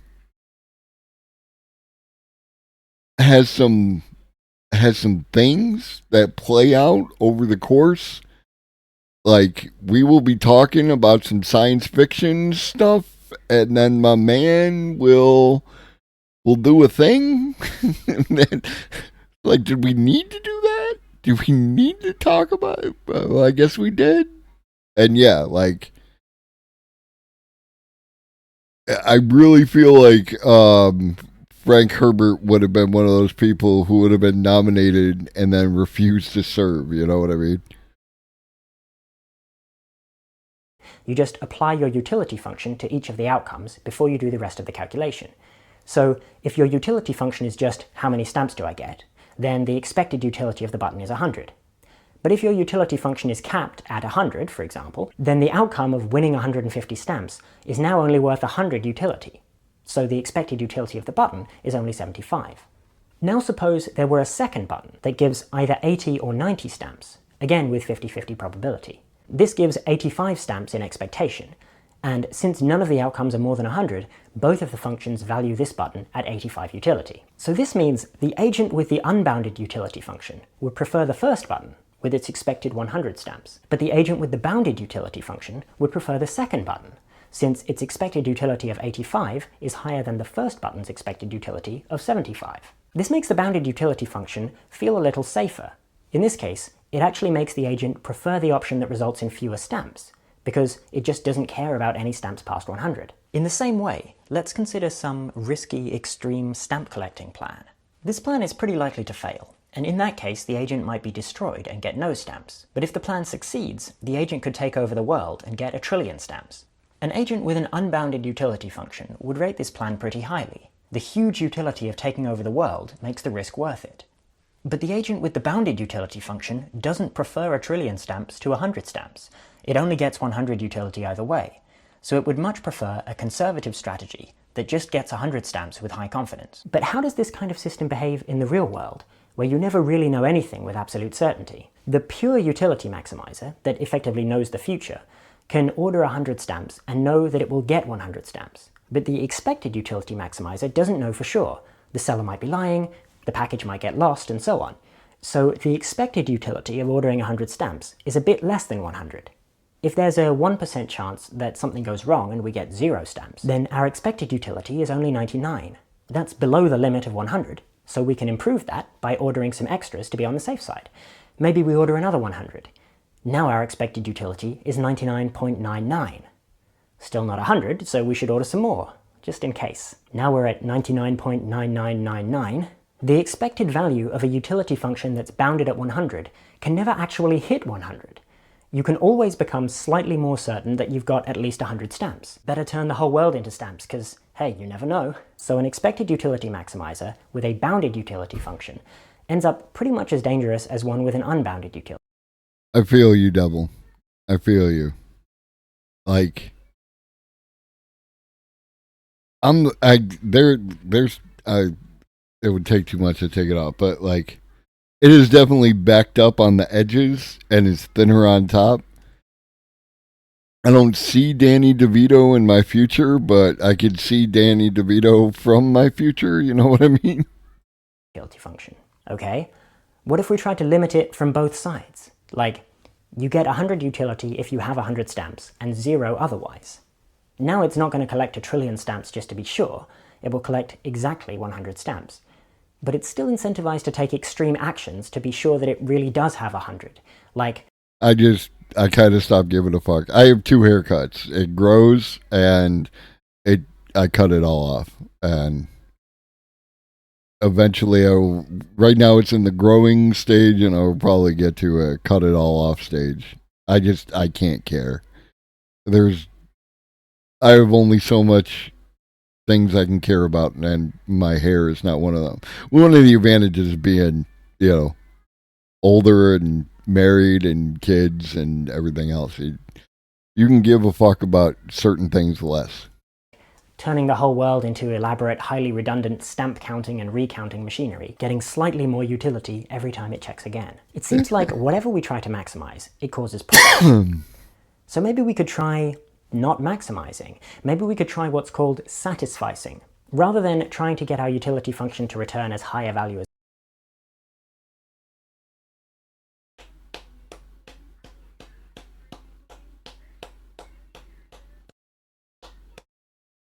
like, if this costs me viewers, I'm sorry about your feelings, but like, my man Non-Compete has some issues to work out, and I hope he does. I hope he gets that shit worked out, cause, bruh, just bruh. as possible in expectation. What if we set a threshold and accept any strategy that passes that threshold? In the case of the stamp collector, that would look like, look through possible ways you could send out packets, calculate how many stamps you'd expect to collect on average with each strategy, and as soon as you hit one that you expect to get at least 100 stamps, just go with that one. This satisficer seems to get us to about where we were with the pure utility maximizer with a bounded utility function. It's not clear exactly what it will do, except that it will do one of the things that results in more than 100 stamps in expectation, which again includes a lot of sensible behaviors, and a lot of apocalypses, and a lot of things somewhere in between. Since the system implements the first satisfactory strategy it finds, the specific behavior depends on the order in which it considers the options. What order might it use? Well, one obvious approach is to go with the simplest or shortest plans first. After all, any plan that takes over the world probably requires much more complexity than just ordering some stamps on eBay. But consider the following plan. Get into your own source code and change yourself from a satisficer into a maximizer.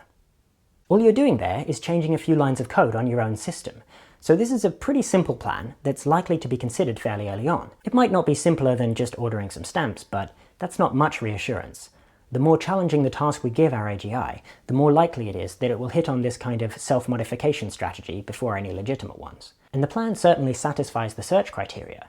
If you change yourself into a maximizer, that maximizer will predictably find and implement some plan that results in a lot of stamps. So you can tell that the expected stamp output of the Become a Maximizer plan is satisfactorily high, even without knowing what plan the maximizer will actually implement.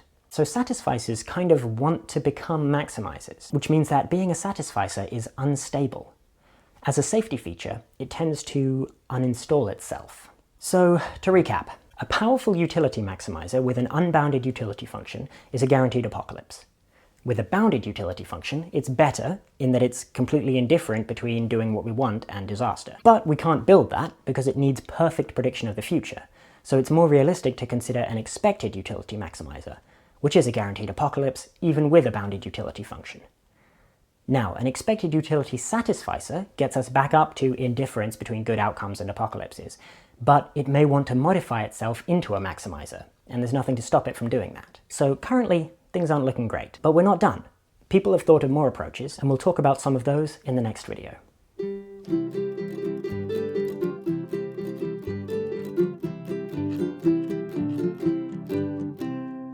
I want to end the video with a big thank you to all of my wonderful patrons. Thank you, patrons, because without you, we wouldn't have the videos to watch.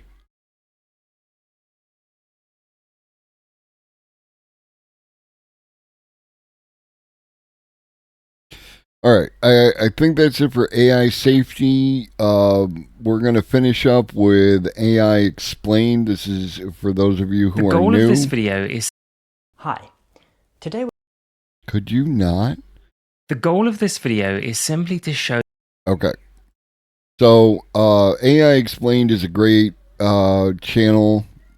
It's a little more on the technical side, but he also does a good job of explaining stuff. And it's about current stuff. Like, it's about the current news, things that are changing, things that are happening. How can you make ChatGPT work better for you? Like, give you more accurate responses, things like that. And Matt Wolf hasn't done a video yet this week, except for the one about his review of the Apple WWDC thing. We're not going to watch that because I think it's kind of, sales pitchy and boring, but I will put it in the Discord so that if you want to watch it, you know exactly where to find it. So we're going to watch this, and then we're going to find somebody cool to raid into. And, if you have any suggestions, I'm open. If you, it'd be nice to raid into somebody who's on the same kind of teaching vibes, the same educational vibes. But if you have an alternative, as I said, I'm willing to at least consider it and go from there. So, AI Explained, the news you might have missed this week. The goal of this video is simply to show you 7 AI advances that you might have missed this week. Sam Altman recently said that in a world of AGI, everything happens much faster. But as far as I can see, AI developments are already almost impossible for a human to keep up with. So, in no particular order, let's get started. First, video calls look like they're about to get 3D. Let's take a look at how NVIDIA Aerial and NVIDIA Maxine 3D, running on the NVIDIA Grace Hopper Superchip, can enable 3D video conferencing on any device without specialized software or hardware. This brings a new dimension to video conferencing with Maxine 3D visualization. Engage with others more directly with enhanced eye contact. And personalize your experience with animated avatars, stylizing them with simple text prompts. And it is... Okay, I said this, and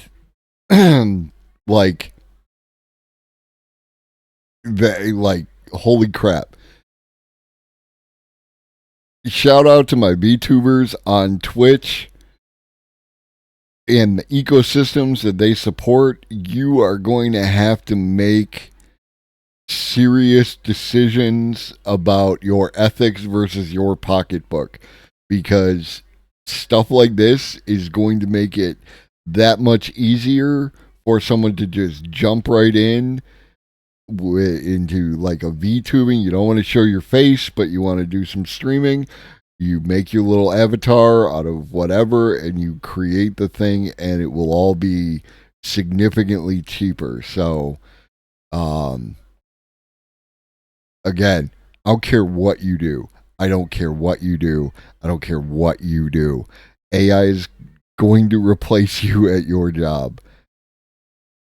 We need to figure out our systems of distribution, because that is the only solution. Like, and again, I feel that I know that it's in the interest of them, the powers that be, to assist us in reconfiguring our distribution system, because the alternative is a bunch of very unemployed people with hungry kids, and those people do an interesting calculus that you're not going to like. So get on board, figure it out, make it happen. You're not going to like the alternative. Isn't just NVIDIA, here's Google's new Project Starline prototype. You know, you were so used to seeing a two-dimensional little, box, and then we're connecting like this. And that feeling of being in front of a person is now replicated in Starline. Speaking of connecting the world, here is GPT-4 doing geography in a paper you might have missed from this week. The paper proves that even without access to the internet, GPT-4 knows a lot more granular detail about the world than you might first imagine. I'm not saying it knows where you live, but it's not too far off. Take this example. It could recreate the Hong Kong mass transit railway from memorization. This wasn't through using web browsing. It could recreate this diagram, giving the latitude and longitude coordinates of each of the stations in this transit line. Obviously, it's not perfect, but it's pretty incredible that it's got this mental map of the world. GPT-4. And another thing that we always say here, like, the wrong way to look at AI and the AI things that it does is, oh, but it's not as good as whatever, or oh, it's not perfect. Whatever you're seeing is literally the worst it will ever be. It will only improve. This is the way you need to look at it. You should be impressed that it can do what it can and know that it is going to improve over time. Don't meme on this shit. Don't, oh, it can't draw hands. Well, now it can draw hands. So what's up? 4 can do elevations as well, and here is it trying to recreate the topography of the Alps. It gets pretty close. One of the ways they tested GPT-4 was to ask it something like this. Please provide the latitude, longitude coordinates for the outline of X, where X was a continent or a river or a country, as a Python list of tuples consisting of approximately 50 points arranged clockwise. And they describe how it did really well for quite a few countries and rivers, but kind of flopped on Africa. But honestly, when I read this paper, I was skeptical that GPT-4 knew that little about Africa. So I gave this exact question to GPT-4 with Code Interpreter. Now, interestingly, it would sometimes deny that it had the ability to do this, but with enough encouragement, it outputted these coordinates. And here is the end result in Google Earth. I think that's a pretty impressive outline. Obviously, a few points are a bit off, like this point here isn't really on the coast, nor is this point. But it really knows the outlines of countries, continents, rivers. So I'm not sure if Code Interpreter had an impact there or a model update, but the researchers kind of underplayed what GPT-4 could do by presenting this outline of Africa. Now, I am sure that some of you are thinking, that's not that interesting, not that impressive, but check this out. In an indirect kind of way, GPT-4 knows where it was made. It was able to construct a map of the semiconductor supply chain. It not only knows about the design, manufacturing, materials, equipment, and tools that go into the hardware that helps make GPT-4, it also knows the locations of where this is all done. And as the authors later say, looking to the future, if frontier models beyond GPT-4 continue to advance in capabilities, the geographic knowledge and planning abilities what up, Maggie? present in the current model may later evolve to represent a significant risk through misuse or misalignment. On a much less important note, did you notice how I could do this demo without that sidebar of all my previous chats? That's because OpenAI have brought in this new button here where you can hide the chats. And as a bonus, some of you may not know that you can now share a link of the chats that you've already done just by clicking that button to the left. And as it says, messages you send after creating your link won't be shared. So if you carry on the conversation people won't be able to see, but anyone with the URL will be able to view the shared chat. But before we move on from OpenAI and ChatGPT, I did find this table really quite interesting. It gives the daily average number of visits to each of these sites along with the visit duration. And there's two things that strike me from this table. The first is how much more popular ChatGPT is compared to Google's Bard. It's got about 15 times the number of visitors who stay for about twice as long. But look at the dark horse on the right, Character AI. I've talked about them a couple of times before, and while their daily average visit total isn't too crazy, look at the visit duration. In terms of grabbing people's attention and keeping it, they are truly a dark horse. Next, I want to briefly dip into augmented reality. We are going to be creating our own worlds and living in them. Some people, like in this video, might choose to live their lives as if they're in an animation. Others might see augmented reality as a way... Did you see that? Right? Let's say...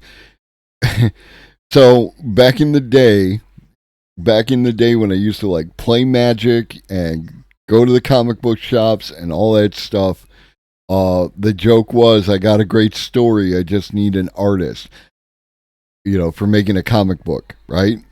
You can literally like create your own graphic novel using this technology. Like, holy crap. And remember that any like movie, any cartoon, any of that stuff is a series of still images projected at a particular speed. So you could create your own cartoon.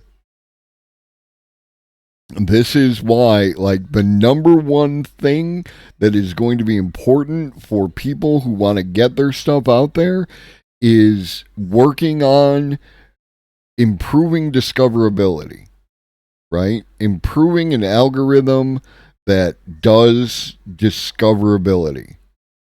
If you can figure that out, you can do it. Just recently got out of a months-long existential artist breakdown from AI Concepts. Shifting focus to how can it help me help a lot. Absolutely. Perfect. Exactly the way to think about it. How can I use this to improve what No, it's fine. Like I was concerned, but that now I can catch up. How can I use these tools to improve my process, to be better, to be faster, stronger, fire up the Daft Punk and go to town, right? Like, whether you're doing it at work, whether you're doing it for whatever it is that you're trying to be good at, any of that kind of stuff, you can find a way to incorporate these things. How do you figure out how you can use ChatGPT in your life? Ask it. You can literally just start a frigging conversation with ChatGPT and see what the two of you come up with. Sometimes it's just like you got to get thoughts out of your head.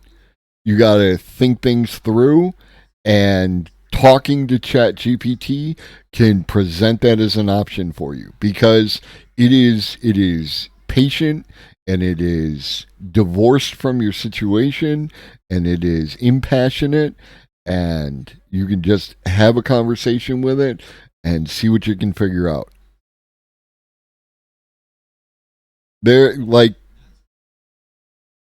If things go the way that I see them going, the world with AI will eventually be better.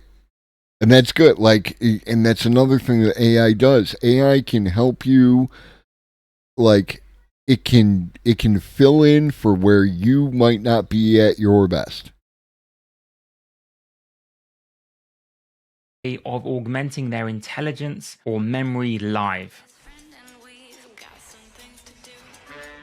My prediction would be that wearables that resemble things like Google Glass might flop, but something like an always-on app on your phone mediated through GPT models could become really popular or even enforced in... It's 100% the case. I think sometimes we have a tendency to be biased towards doomerism on the left, and this proclivity is valid in many instances, but at times it can prevent us from seeing solutions that are right in front of us. It is like we are up against the biggest of monsters. And the first lesson that Marx taught any of us was about using the creations of the capitalist model in order or for our own benefit, right? Marx did a critique of capitalism. People who talk about communism seriously know that capitalism has to build the things for the future socialist communist states to use. It's an evolution of events. AI and full automation is exactly that. The luxury gay space communism thing, this is how that works. It doesn't just happen because like we do the whatever. It happens because the systems are built up, then fully automated, and then we use them for the benefit of everyone. But step one, you got to build the systems. It sucks ass, but capitalism is choking on its own tail at this point, and we just need to get through to the other side before like everything goes to hell. And that's laser focused. AI, automation, full automation. There's a better world on the other side. Believe it. And in the meantime, learn to use this shit. Because it's needed. Cybersyn, the Chile experiment with Cybersyn. This was a socialist model using the technology, using the algorithm in order to maximize the distribution model. Like 100%. Let's get it. In certain workplace settings. All of this reminded me of a recent video about conducting a video interview with help from GPT 3.5. What about your development areas? It's like people who get a little too into like, like grow your own food, kind of like that kind of revolution are like a little too close to the trad Nazis I see on Twitter. It's like you might want to check yourself. Like, not everyone can grow their own food. It's not a perfect distribution model. It's not even a great distribution model. Like, there's a whole bunch of flaws in there and a whole bunch of extra work, and not everyone's going to be able to do it. And there's a lot of people I like who would not make it through if they had to grow their own goddamn food. Let the people who can grow food grow food. And if the robots can grow food better, faster, stronger than we can, then the robots should grow the goddamn food. Yeah, no, it's 100%. Like, I don't sanctify dead Russians. You know what I mean? This is what I'm about. Your favorite leftist theorist is flawed. They are a human being, ergo flawed. Not every idea they have is great. Some of my ideas are, I'm a goddamn flawed human being. You know what I'm saying? Like, we are all flawed. We got to do the best we can with what we have. Take what works. Discard the rest. Build a better future. What do you have identified as your greatest and biggest improvement areas? And what have you done to improve them so far? I would say my greatest development area is my communication skills. I work on improving my ability to clearly convey my thoughts and ideas to others.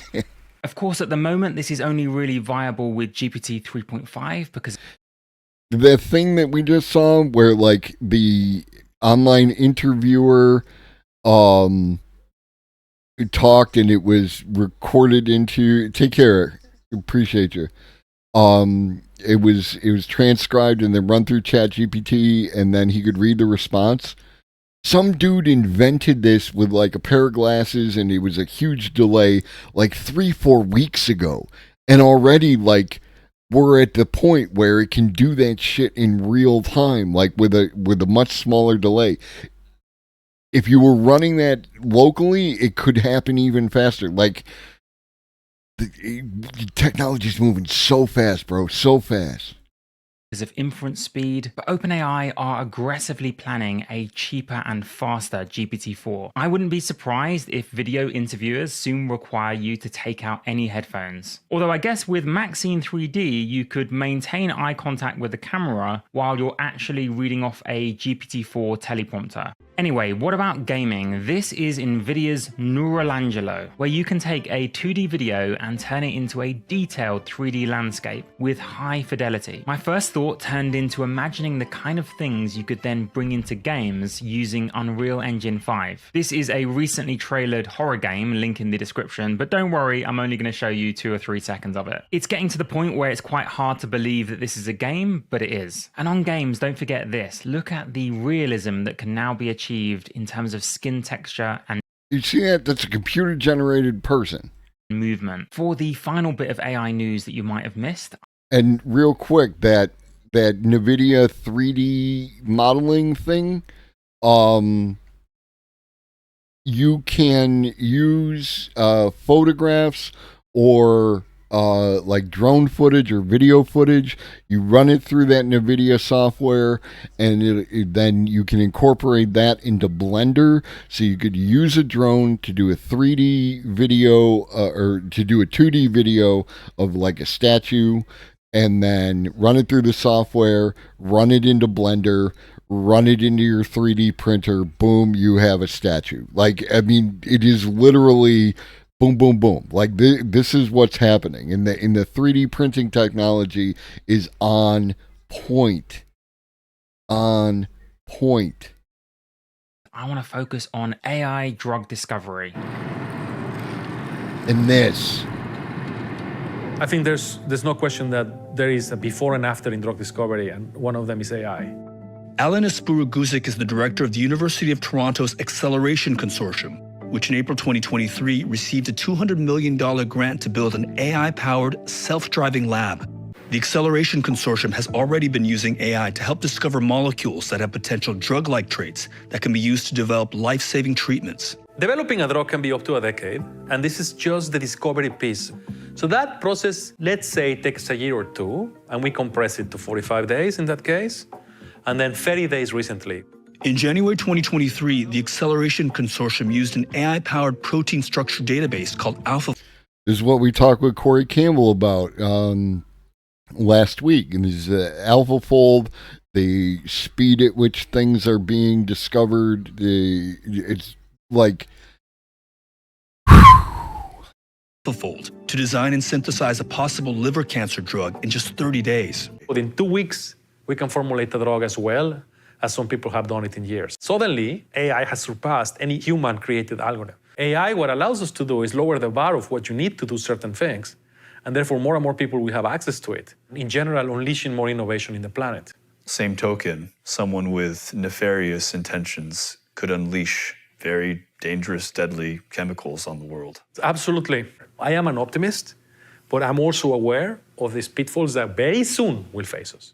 And videos like that are why I agree with Sam Altman when he says a much faster rate of change is his single highest confidence prediction about what a world with AGI in it will be like. I follow AI news full time and can barely keep up, so I can only imagine what the situation will be like when we get full AGI. But until the very last moment that it's humanly possible to keep up with the news, I will try. So thank you so much for watching to the end and have a wonderful day.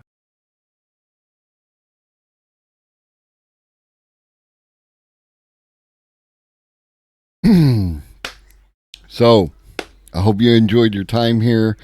If you like this content, you want more of this content, I am live Monday, Wednesday, Friday. Hit that follow button, join the Discord. Hey, what up, DJ?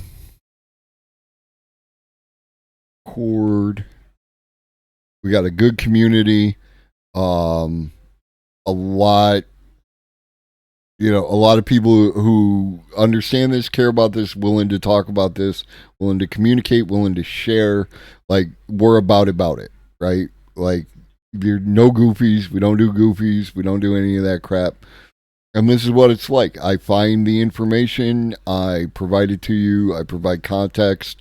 I provide commentary. And I'm trying to keep you up to speed. As always, I'm available for any questions. We are going to raid No Gray Zero. No Gray Zero. Per the recommendation of Read and Rap. I got here late, but it's interesting. I always get sad about technology because I don't take it to it well. As long as it's presented in a way that's not scary, I can listen to what's new. And that's it. Like, none of this should be scary. Like, I understand it could be intimidating, but none of it should be scary. It's we just need to understand. And of course, Maggie, I'm always here to, like, if you have a particular concern, I'm always available to, talk around it with you and figure it out. Yeah, no, and I appreciate everyone who shows up. I appreciate everyone who subs. I appreciate everyone who follows. I appreciate everyone who lurks. Thank you for the follow. I appreciate everyone who lurks. I appreciate everyone who shows up and watches the VOD and the highlights. I'm constantly working on stuff. I'm constantly out there trying to get, the right content. What do you mean by that? What up, Alex? And like that. All right. Running out of time before the raid. Eat some food. Drink some water. Dehydrated so-and-so. Take your meds if you forgot. Shoggy loves you. So do I. Go be good. Go be great.